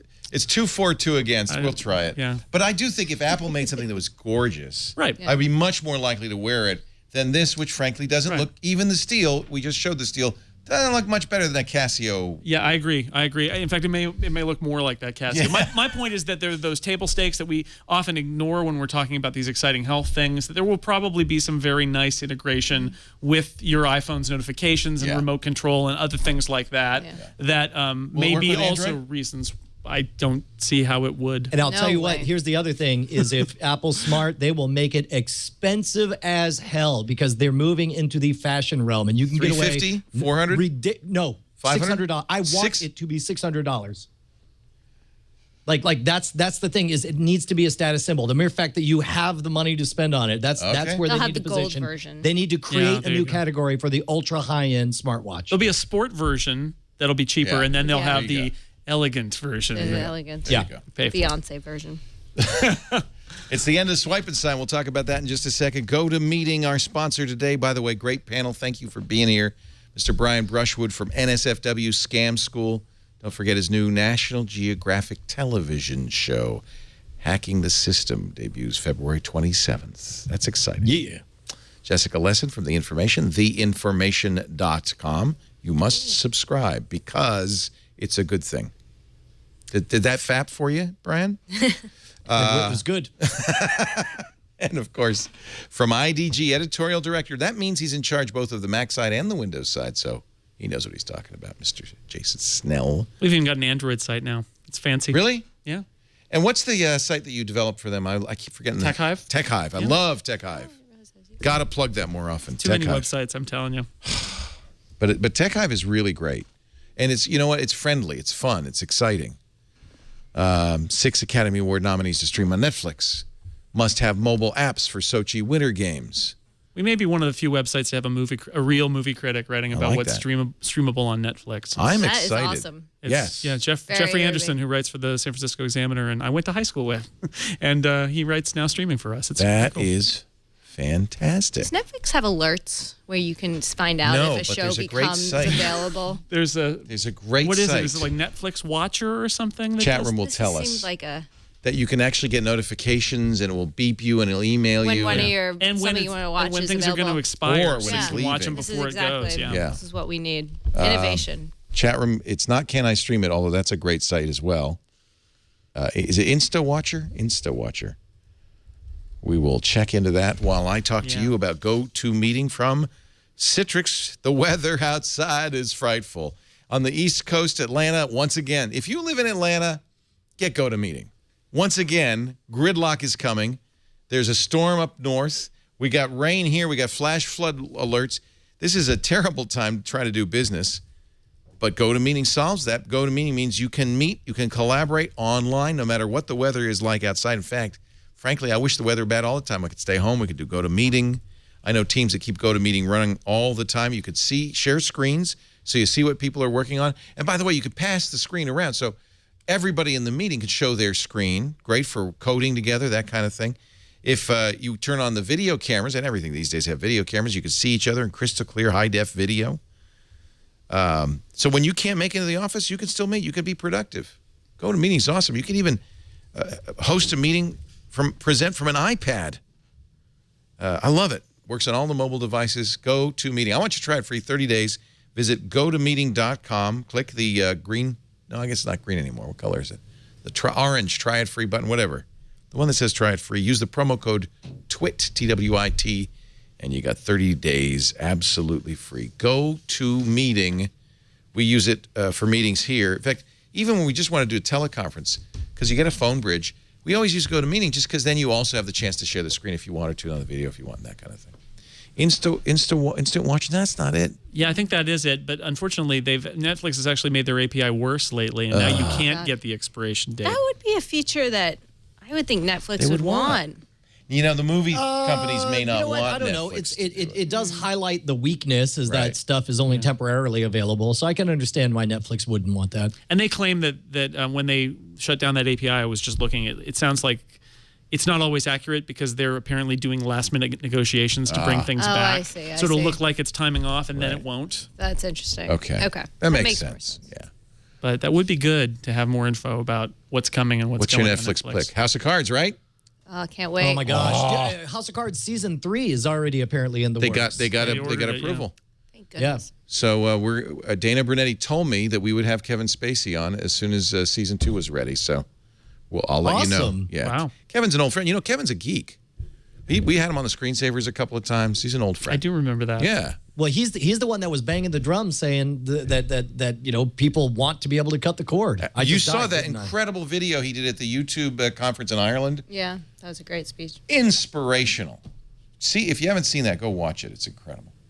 So finally, in the United States, where we have been saddled with the old-fashioned credit card for far too long, I think after the Target breach, finally MasterCard and Visa said, all right, we've had it. It's over. Chip and PIN, we're going to do it. Chip and PIN is coming October 2015. All the major credit cards will do it. Everybody in Europe who deals with American travelers is breathing a sigh of relief. Because you try to buy something. Now, pretend I'm actually not a tech host and explain to me chip and PIN. So look at this. Look at this box on the Wall Street Journal's page about this. This is when you go to a restaurant in Europe, the waiter or comes, even Canada, or anywhere really, except the United States, where we still use proudly the imperial system for feet and miles. Yes. You give your credit card to somebody and they take it away and you don't know where it's going, and then they bring you back something. 10 minutes later, you get a bill. Yeah. And who else knows what else you got? You probably get crabs too. So this is at a seafood restaurant. Seafood restaurant only. This is what you get in Europe. You'll get a little box. The waiter comes to you. He swipes your card. You enter your PIN number. You pay that way. You know what you paid. You may or may not have to sign, but the PIN is sufficient. Right. The idea is now, I don't know why we never adopted this. Some people said that Americans think it's too complicated. MasterCard. It's a pain in the ass. Very diplomatic. No, it's not. MasterCard, right very now, diplomatic. You have zero liability. I could give out my credit card number right now, and everyone could run it up, and I have no obligation to pay anything that is done with that. There's no liability. Right. So, over Christmas, Target, first it was 40 million credit cards breached, then it was 70 million credit cards, and then they said, well, actually, it's probably more like 100 million credit cards, including PIN numbers and Target ATM cards and all that, breached. I think that was probably the last straw. I imagine these credit card companies had to issue millions of new cards to people and finally just said, so now you stick this thing into the slot. It reads the little chip that's on the card. There's a microchip in the card. Yeah, and then you put in your PIN, and that's what unlocks it. And knowing the credit card number won't get you anywhere. They have to match. Now, of course, you could make a card with a chip in it. You could duplicate it, but it's a lot harder, more expensive. The chip has to be, it's probably encrypted. I think it's a little bit more tricksy. Although never count a hacker out, and I wouldn't be surprised if they figure this out. I understand the benefit to Visa and MasterCard. Of course, they're going to want to do this. If it was up to them, there'd also be biometrics in there, sure. But what's the benefit to us, the consumer? Why is that so great? That doesn't sound like a fun, easy experience. I don't want to have to, be in the middle of a discussion over dinner, like, excuse me, let me secret code over boop, boop, boop, boop, boop. Come on, Brian. That's not hard. What are you talking about? Do I get mad? I still get mad that I have Do to you put my sign the zip check code. or do you say, take my money, I don't care? Look, Do you you're talking figure to a out the guy that tip? was That's just- too hard. Don't make me figure out the You're talking tip. to a guy who just was singing the praises of the 8 seconds every hour. I know, using a Pebble. but seriously, it's easy. I've done it. I don't think not it's any hard. less than putting your card in the little thing and then having it on the edge of the table for the guy to come and take away. It's not hard. They come with a little thing, and it's a different thing culturally, but I think the benefit is that if somebody tries to steal your credit card number, you don't have to like change your number and change all your Well, that's auto the pays issue. on all your accounts. And Sure, things you're like not that. liable, but it's still a big pain in the ass. Have you ever had your credit card stolen, Brian? I lose my credit card all the time. And then I'm like, give me another credit card. But then I just memorize the number and then whatever, it's fine. The other problem that is maybe you haven't had, but I have all the time, is we get our credit cards turned off all the time because we do something that the bank deems scary, Including traveling. including buying gas and sneakers, travel, all normal things. And so it'll be much nicer to have something more secure. I hope it's. So Brian is the reason we don't have it yet. It's your. I now understand. I could never understand why we didn't have it. Well, and you know what? Actually, you bring up a good point. If going chip and pin is a minor inconvenience every single time I use it, but it saves me from the major inconvenience of them shutting off my credit card because they have, they see something they don't understand. Right. Then I might be on board with that. But I don't know. Just structurally, it's I understand why they want it. I'm just surprised you guys want it. That's what's weird to me. Well, as I want no credit cards. I mean, yeah, I agree. I thought you gonna we're buy a finally coin? getting rid of this card that all it Bitcoin was now. going to be phones and other things, and That would be nice, but traveling just go like traveling that? outside Yeah. the U.S. right now is really scary because You can't buy gas. you can't buy some gas because you have a places- swipe card and they won't take Right, it. so some places only do chip and pin, and other places they can do American-style transactions, but the people in don't the like in it. the stores aren't trained on how to do it. I had to show them the slot at one place in London where they're like, "Oh, that's what the slot is for." It's like, yeah, you slide the card. Oh, we've had that slot for years. Yeah, we never we knew never what, to knew do what it with was for. There was a small a family of birds nesting in it, and so for international travelers, this will be great because our cards will be equipped to use that system, and they won't look at us like we're crazy people. But you're right. I can't tell you how many times I've left my wallet at home, but had my smartphone in my pocket and realized I should be able to pay for something with this, and I can't do it. Well, there's tap and pay. More and more you can, but it's not widespread. Yeah, and I'm there's Square disappointed because stuff. Yeah. Apple but did it's not way too adopt fragmented. NFC, which means that's not going to be the solution nope. because there's It's a all million. Bluetooth LE and iBeacon and all No, that stuff. in fact, what my solution would be now would be I would load up my Starbucks card and then have Starbucks scan my Barcodes. phone and I I'd use buy that a too. sandwich at Starbucks. I think would be how I would do it if I didn't That's have my why wallet I with me. forgot my wallet and spend a day eating out of Starbucks that way. See? It's very effective. Yeah. Yeah, but it should be easier. Save that for your life hacking show there, Brian. There you go. I like it. That's a good little tip. How to survive by living on Starbucks. Speaking of Bitcoin, Mt. Gox has announced they're not going to allow you to trade in Bitcoins for cash for a while. Is this the beginning of the end for Bitcoin? Russia says no Bitcoin. China says no Bitcoin. Actually, it's more complicated than that. You can have a Bitcoin in China. You just can't use it. I mean, does it matter They all if the say. government's? I mean, isn't that Yes, the whole and I'll point of tell you Bitcoin why. Is you don't need the government's permission? Well, it matters because a lot of the value of Bitcoin at this point is speculation, right? So Bitcoin, for instance, is now down to $676. It lost about 50% of its value because of these couple of data points. Did Mt. Gox give a reason?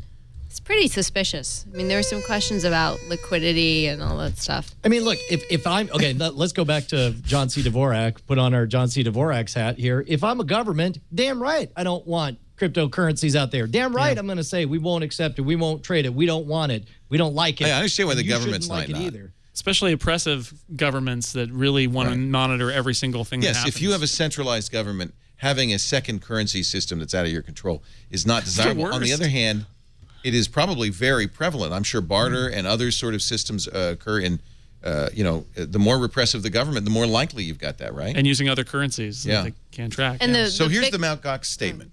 You Thank parsed you. this, Jessica. Okay. In our efforts to resolve the issue being encountered by various Bitcoin withdrawals, it was determined, that's always a sign, by the way. It was passive voice. It was determined determined that the increase in the flow of withdrawal requests has hindered our efforts on a technical level to understand the issue thoroughly. The system needs to be in a static state. So a temporary pause on withdrawal requests. That's so much nonsense because look, I mean that's forex exchanges are all based on the ability to have a dynamic marketplace where people speculate and some win and some lose and some form of equilibrium is created as a result. And it's like, I don't know, like who cares if the governments disapprove? The more the governments disapprove of Bitcoin, the more legitimate I think the platform sounds to me. Well, the interesting thing about this, though, is so we did a story a while ago about what a Bitcoin bank run would look like, just from the sense of how much liquidity is there in the system. And you have all these different marketplaces for buying and selling, but a lot of those businesses are making money by themselves trading Bitcoin, which means they may not have cash or Bitcoin or anything to pay out. And so this, which I actually just heard about, raises a lot of alarm bells in my head about, whether Mt. Gox is in liquidity issues. And that is a big concern. And we have to remember, this isn't the first time. I mean, Bitcoin's been around for a long time, and there have been issues like this in the past. So separate from what happens in terms of regulation or whether it gets adopted as a payment mechanism, the sort of stability of the current system is, I think, in question now because of this. And Perception that's is more very problematic. important. Yeah. Perception in something like this is very important. And, you have this on top of the Silk Road and Ross Ulbricht, this arrest now of Charlie Shrem for money laundering using Bitcoin. All of these... Ran the Bitcoin Foundation, I Of believe. course, happened with real money. That's normal. But the problem is, at this point, perception is very important in terms of the value of Bitcoin. You see it's dropping in value. So I don't know. I've always wondered if Bitcoin is just a pyramid scheme to benefit Satoshi Nakamoto and the others who created Bitcoin, who presumably have mass amounts. Well, currency is a consensual hallucination. Like even cash I'm giving paper to you and you were giving me hard goods. It's crazy. But with like US currency or a euro or any government currency, we sort of have this expectation that hallucination will continue for a long period of time unless there's a zombie apocalypse or something like that. Bitcoin, I still am in that state of I'm not sure whether the fever will break and this hallucination will end, and that's the scary thing for me about it. I mean, but it's I mean, that's fine. I mean, from my perspective, like we started accepting Bitcoins on scam stuff, and it was great because we had people who had a bunch of Bitcoins who wanted to buy our stuff at scamstuff.com. Shopify had an app. It took about 20 minutes to install it. And now, the moment it goes, whatever the current exchange rate is, I get real money. Like, I don't think it's as dramatic a decision as you guys are making it out to be. I think it's a bunch of little guys like me saying like, yeah, sure, that's a type of money. Sure, go. Yeah, but do you get the Bitcoins or is somebody converting those Bitcoins into cash? You can choose to either deposit it into your own Bitcoin wallet, which I don't. I just translate it at whatever market rates is. It's the same as if someone wants to spend euros or British pounds or whatever. I don't have a problem with that. I'm worried about if I'm holding Bitcoins when the music stops. Yes. Okay, then don't hold them. Then I don't get it. Just get them and spend them. Yeah. And it's still there's still a really good purpose for them, I think. And as far as like well, I just think that the people who got in early want to get rich. Hell's yes. That's why they desire. That's why they built this platform. That's the reason you build a platform that you hope the whole world will like is so that you could get rich making it. And the best way to do that is to make a really good platform that a lot of people like. And in this case, current, like real money, I'm using air quotes here, is inherently inflationary. The Fed just prints dollars or whatever. That's not a great system that I would build from the beginning. And in this, actually, that's a lot. But now you're getting into areas of economic theory that are fairly abstruse and complicated. Sure. Well, the way there is, in fact, a real value to being able to print money and sure, especially if you own the press. No. It's very important. That'll be the topic of this week's TWIM. You cannot get out of You cannot get out of recession unless you can do that. This is my point. Is at least somebody's trying something different. Let the marketplace of ideas hash it out. Let a bunch of people with their own personal interest decide. Yeah, I don't think the U.S. government is going to say, "Oh, no more Bitcoin." I don't think that's going to be an issue. It will. The only issue would be people who, take. Like you maybe take Bitcoin and then keep it and then lose their shirt, as you say, be holding Bitcoin when the music stops.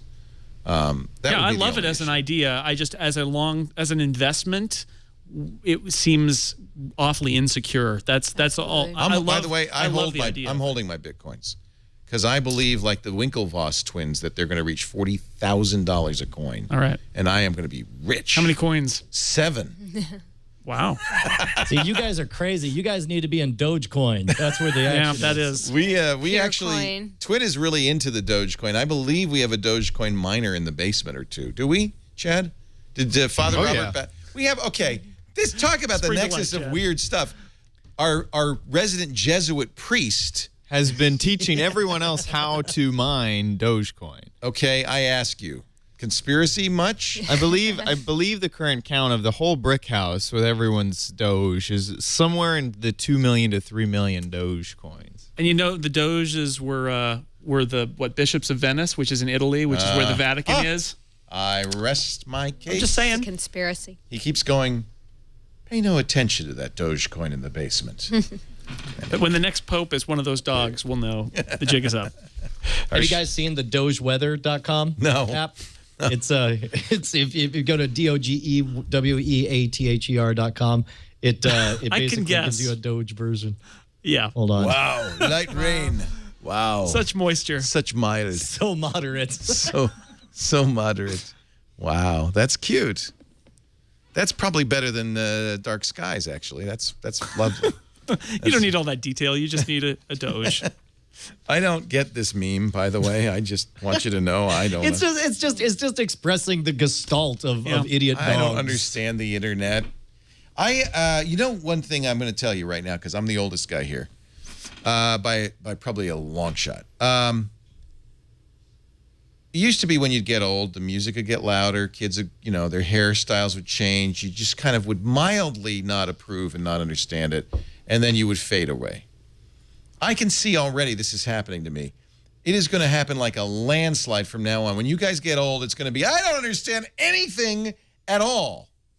It's all Dogecoin all the way down. I'm telling you. That's the singularity, Leo. The singularity doesn't happen at once for the whole society. It happens at an age range. It's like when you turn 45 and you're like, I have no idea what's going on It's terrible. It's terrible. So, Jessica, you said, now this is interesting. So, Secret, which is another app that's taking the world by storm. Goodness. This is but this isn't the first of these. Whisper came out earlier. This is a direct copy with one exception. The idea of Secret is you share stuff. It's it's like Twitter, but anonymous, and you share stuff. But the difference, and the reason I think it's so successful is, unlike Whisper, which was totally anonymous, you can tell if the people we're sharing are in your address book or friends of people in your address book. Yeah. And so the part of the fun of this is looking at it and going, who could that be? I don't know about you, though. I got a lot of people in my address book.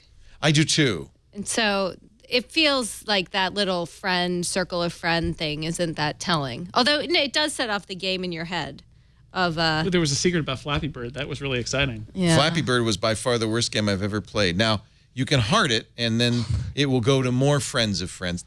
Here's the other thing, is people are, just like with Twitter and everything else, not really sharing their deepest heartfelt secrets. They're trying to be clever. They're trying to be clever, and if you're trying to be clever, you usually want credit for being clever, which is why you then see people screenshotting and posting their secrets. My secret. To brag about their secrets. So that's kind of a disconnect. This is my favorite troll that I've seen on Secret. Was somebody put this out? It says, from a friend, this is a fake sponsored tweet that everyone just goes nuts and getting all mad. They're like, whoa, is this a joke? Or whatever. I can't believe Ford is spying sponsored secrets. And then it says here, the best is the response is, test drive a Ford Fusion and you'll see it's no joke. That's brilliant. I'm going to do that to my circle of friends. Yeah. So this is somebody in my address book saying everybody has to stop using Secret because I have a minor philosophical quibble with it. And so, I think that's kind of fun because you're trying to think, well, but you're right. I have like 1,000 people in there. Yeah. So our journalists, but then and then you do see things like. So the funny thing that happened this week is, someone, there was a secret posted saying, I work at Evernote and we're about to get acquired. Right. And so then, of course, the fabulous cohorts of tech journalists think, oh, holy shit, if there's even a shred of truth to this, I can't get in trouble. So everyone calls Evernote and all their Evernote sources and says, and so Phil Libin, the CEO of Evernote, tweeted, there's no truth to this. But I mean, the Wall Street Journal covered it. Like people, I mean, this is what distracted a bunch of tech reporters, which tiny plug for why the information is awesome. Squirrel. That's actually kind of brilliant. That's a brilliant use of secrets. So, I'm sitting there thinking, this is great. I'm working on these 6 stories right now. If I just post to secret the opposite of these 6 stories, then everyone's going to have to spend their time tracing them. But, it's so early. It's really hard to see how that will play out. But there's this, because when you have a bunch of tech people using this, right? I mean, you're going to see a lot of this, and there may be some shreds of truth to it. From what I can tell, it's a lot of, I have the techie strands and making fun of Valleywag and so forth. But, Poor Dave Morin at Path somehow has become the butt of massive amounts. But now there's been a reaction too. So now there's a lot of positive Path secrets. So you and I probably have similar friends. I think we do. Yeah. And you know what? If we found out who these people were, it was probably like 3 of the people are probably friends of ours, right? Right. But there's a lot of self-helpy kind of stuff. People talking about their moods. R.I.P. you, Flappy Bird, you. Our grandchildren will hear stories of your brilliance, but will never be able to experience it. Something like that. Like, that's clever. And the person should want, they're probably, why not put that in the public world? Because there's a million people putting that on Twitter, right? Yeah, so we'll see. I like the team behind Secret, actually. I think the guys are great, former Google guys, worked at Square, very nice engineers. The app, actually, for something that's kind of not intuitive to use, I think they did a really cool job of sort of educating you how it works. I'm not sure what People this may thing be evolves wondering, into. gosh, Leo, your friends are really boring. Why is there more sex, love, and rock and roll, sex and drugs? I prefer leftovers, particularly when cold. I guess the secrets of my friends are just not good. Well, the secrets of most people probably aren't that good, And so oh, my God, look what somebody's just posted. I work at Twit, and we're about to be acquired. Oh, my God. The information is going to acquire Twit. Pray that that's true. Okay.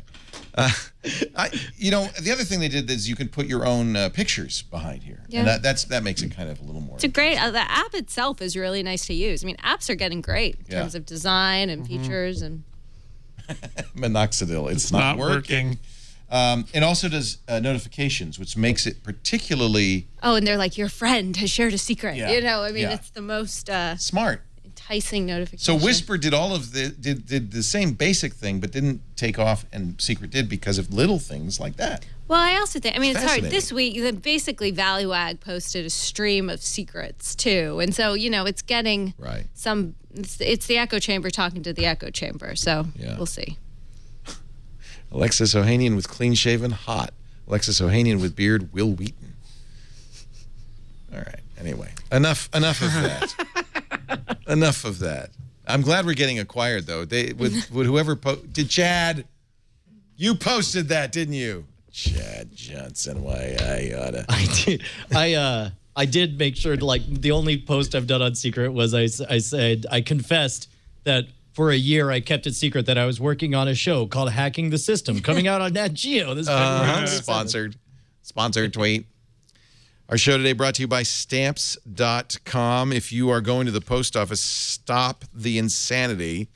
The post office is filled with amateurs. If you are sending stuff out as your business, does he work at the post office? Is that why you patted his leg after I said that? I'm so sorry, sir.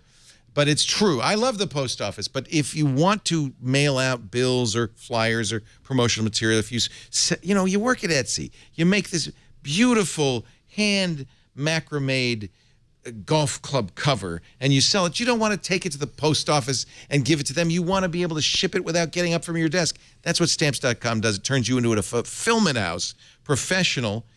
Postage rates change. They just changed again. You don't have to worry. Unlike, say, in a postage meter, you don't have to pay to get the postage rates update. You don't have to bring it into the post office. It just happens automatic. It's software. So you'll lose all those time-consuming trips to the post office. You can buy and print official U.S. postage. You could print stamps. I do. But you can also print right on the envelope with your logo, the return address. It'll pull the address of the person you're mailing to from your address book or from QuickBooks or from the Etsy site or PayPal or Amazon or eBay and on and on and on. If it's international, it fills out the forms for all the international mailing. The post office actually comes to you and picks it up. There's this thing called the mail carrier. It's incredible. They come. They have a leather bag. They put your thing in there and they carry it off. In fact, there's even a button on Stamps.com where if you miss the pickup, it says come back, and they'll come back. So, I mean, it's just, you're going to love it. I'm being a little silly, but really I do use it and love it.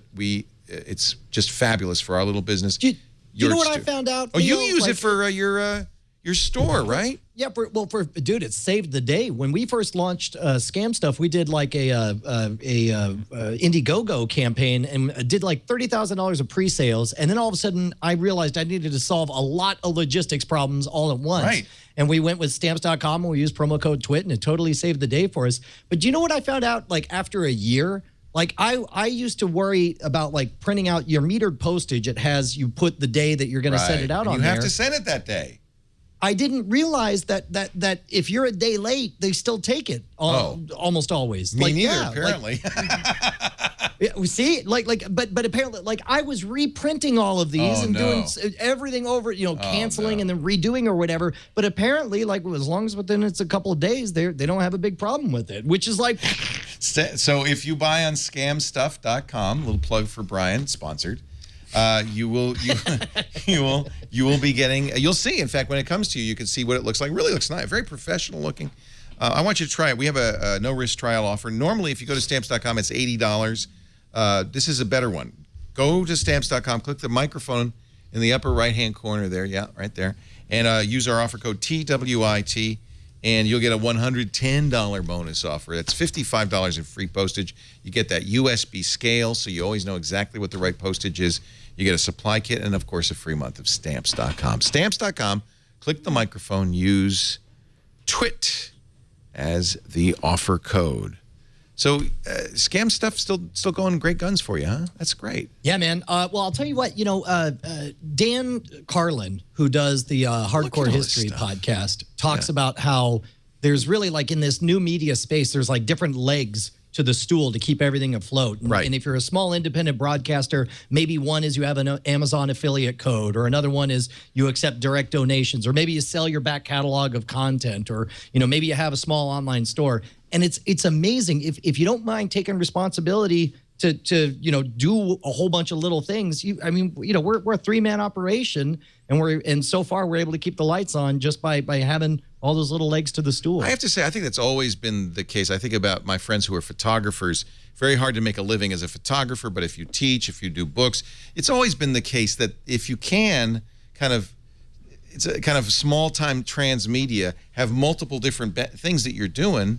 Sure. It's a great idea. You use Patreon too, right? Yeah, we use Patreon for over at Cord Killers. That's a direct subscription model thing where it's like, and it's interesting because somebody will make a decision, and if you're a content producer, I love what they're doing at Patreon because somebody can pledge, let's say, $1 an episode, so it's $4 a month. Like once you get on their credit card at $4 a month, they have to make an active decision to unsubscribe from your show, which means like somebody to acquire a patron on patreon.com is much, much more valuable than getting a big payout from a Kickstarter campaign early on, because that money runs out. Whereas this is an ongoing pledge and a subscription. A very interesting idea. Businesses. Yeah.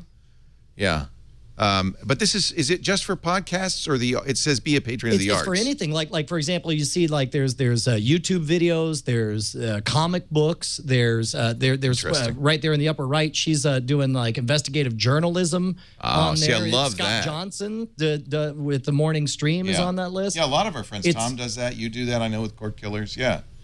So that's and really Geek cool. Beat TV, there's Callie Lewis on there. It's a lot of familiar faces, and I think this is a good structure that's showing up in here. Yeah. The only thing I don't like about it is $5,000 per episode.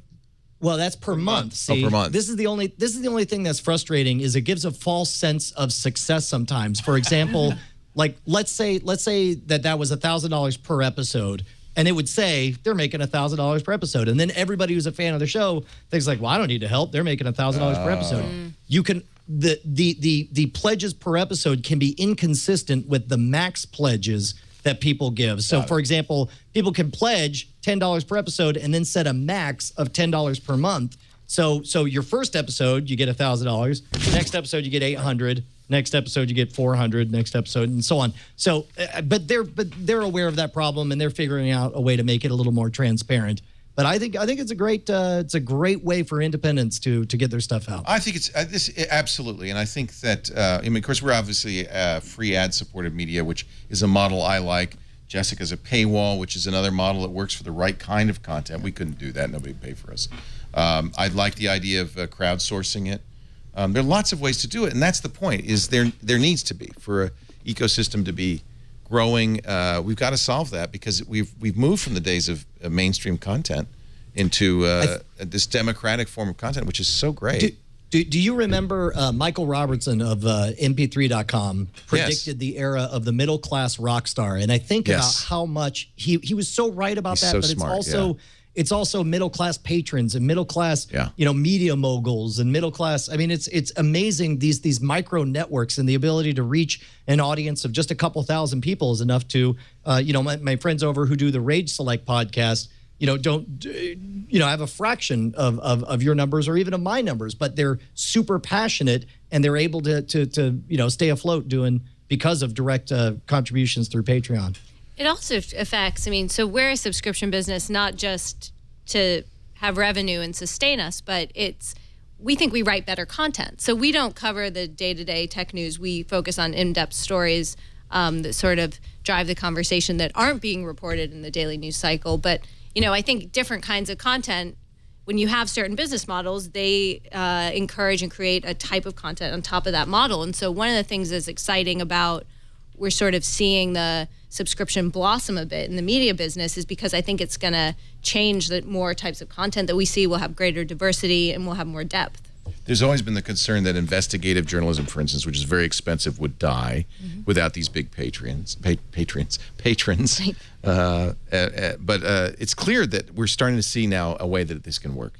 And I love Michael Robertson's middle-class rock star and middle-class patron, too, because, of course, it was only the Medicis that could have enough money, enough surplus to have Michelangelo paint.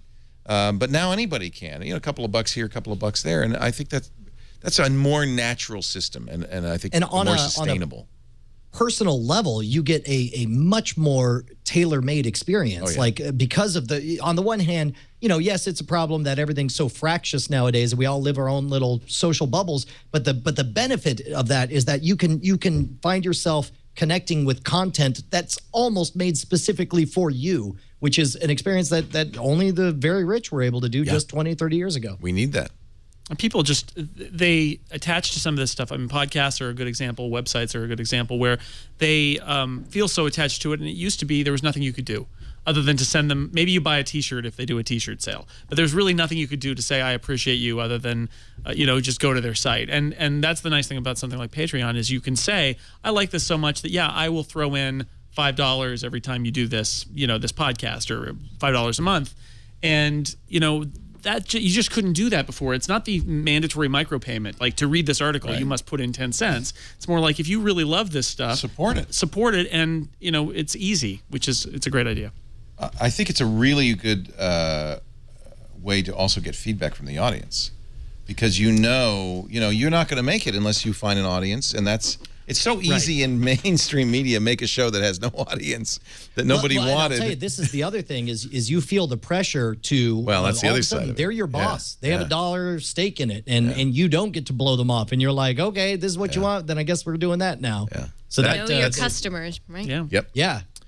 All right, one last story. We didn't talk about Twitter. Anything to say about Twitter's first quarterly results? User growth was low, which scared a lot of investors. And a lot of existing users tweet less, engage so just less. Big spotlight on users. It's not a surprise. Anybody who uses Twitter knows that, right? But I actually think so. We have we're working on some stuff on it, because I don't actually think that user growth is the right only metric to look at Twitter's business user right now. User engagement's the metric. There's a lot, and there's also different kinds of businesses it can go into. But the results spook the market a little bit. But the P multiple is still 50 or so. I mean, it's huge. So investors are still, the stock is very, very. It's hot. I'm sorry, not 50. It's way, way above 50. More than 50? Yeah. Oh, considerably. The stock is at 50, but it's north of 100, the multiple. Wow. So investors still have very high expectations for Twitter. Wow.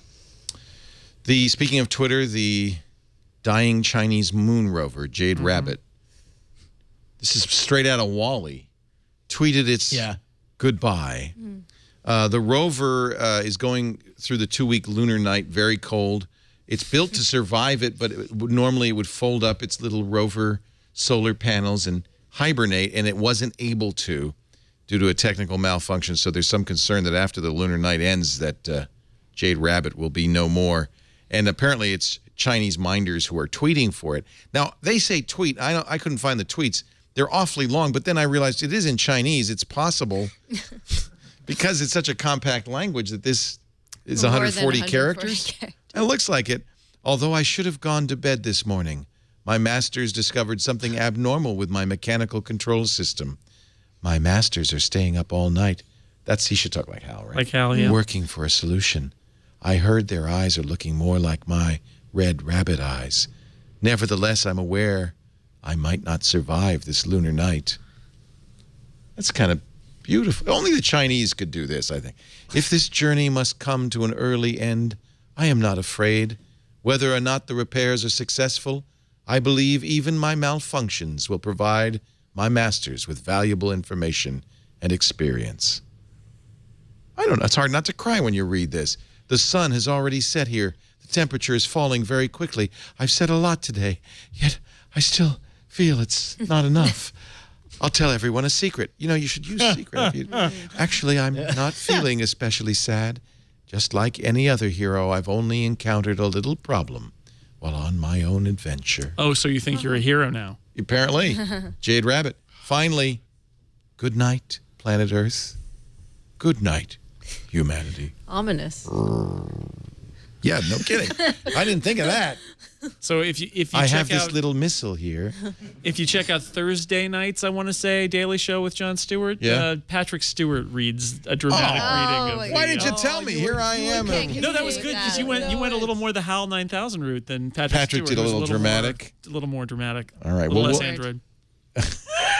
We'll do that as our bumper out of this show. I don't want to prolong the agony any longer. My mind is going. My mind. My mind is going.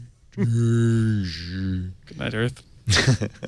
Thank you so much, Jason Snell, for being here. It's always a pleasure. Incomparable on 5x5 Network. Yes, thank you. I am so jealous. And, you know, we had, I don't want to call her Sinestra. We had Serenity Campbell on. Serenity Caldwell, right. Caldwell. Right. Sinestra. I don't know why. Sure. Maleficent Caldwell was on. And she was talking about you do radio plays. You did the Christmas play. I listened. It was wonderful. Thank you. Great acting. Thank you. You know who's good? Glenn Fleischman. Glenn does a funny accent. Act. He can do a funny accent. He does the greatest Doctor Who ever. Yeah, exactly. Anyway. Theincomparable.com. Yeah. Check it out. Great stuff. And what is the story of this? This is just a bunch of Macworld editors and you and... It's a bunch of my friends and other people I've met, and we talk about geeky pop culture, so it's movies and TV shows and books and stuff. How many times you've been on my shows, invited me to be on We'll talk. All of my Audible recommendations that I do here are from The there. Incomparable. So highly recommended. Incomparable.com. Theincomparable.com. It's like the information. Gotta have. You gotta have the. Apparently, was Patrick Stewart dressed as a Jade Rabbit as well? He was. Oh boy! If I had known that, I would not have essayed that dramatic reading. Mr. Brian Brushwood, NSFW, great to have you. I feel jealous. You got the information. You got the incomparable. I feel like it needs to be the hacking the system. I think so. The hacking system. What is this with the definite article everywhere? The Twit. .coms are hard to find, Feels like a publication, you know? Ah, that's it. It's like the one, the only. Yeah. I used to work at a radio station that was the sports leader. Yeah. Great to have you, Brian. I appreciate it. Good luck on the show. Can't wait to see it. Hacking the System on Nat Geo on February 27. Yeah. And, of course, Scam School on Revision 3. Yeah. Jessica Lesson is at theinformation.com. And was information.com taken? We were going after both of them, but the came up first, and so we just went for it. I kind of like it. It's In it doesn't media sound publications, you have the Wall Street Journal, the New York Times, the Ohio State University. It makes sense. Although it's kind of funny, I have this sheet of names that I carried around for 6 months when we were coming up with the name, and we just got it framed and put it in the office. That's fun. And there's a big X in front of the, which makes me think at one point in my brain I decided we didn't have the. But now, forever, that's a little secret, but forever we have it. We have the. There is the there. Thank you for joining us. We do this show every Sunday afternoon, 3 p.m. Pacific, 6 p.m. Eastern Time. That's 3 plus 12 is 5. We'll carry the 7. 2200 UTC on the Twit Network, twit.tv. If you're watching, we love it if you watch live. If you can't, on-demand audio and video is always available after the fact at twit.tv and wherever you can find Netcasts. You know, we had some great shows this week. I'm not sure I want to show this promo because I understand there's some brief nudity. What? Take a look. This is what you missed this week on Twit. Previously on Twit. Tech News Today. So the current funding system is just really focused on small incremental projects. That's where we hope to come in, give these kind of wild, risky, innovative ideas a platform. This week in Enterprise Tech. Let's put it in the good news corner because Microsoft needs some good news. And that is Windows 8.1 has become more popular than Vista. This week in law. I'd like to start with something Don wrote comparing the copyright wars with the alcohol prohibition. i5 for the iPhone. The game is evil, it is mean, and I refuse to participate in the losing game that is Flappy Bird. Flap, flap, flap. Twit. Tech just like you like it. Yes. Well, make sure you tell me next time. By the way, I hear that Nick Bilton's next. Behind me. Oh, God, my eyes. Where? Next book is going to be called Hatching Flappy Bird, the behind-the-scenes Troy of... It's more of a pamphlet. It's short. Ebook. Thanks for joining us. We'll see you next time. Another Twit is in the can.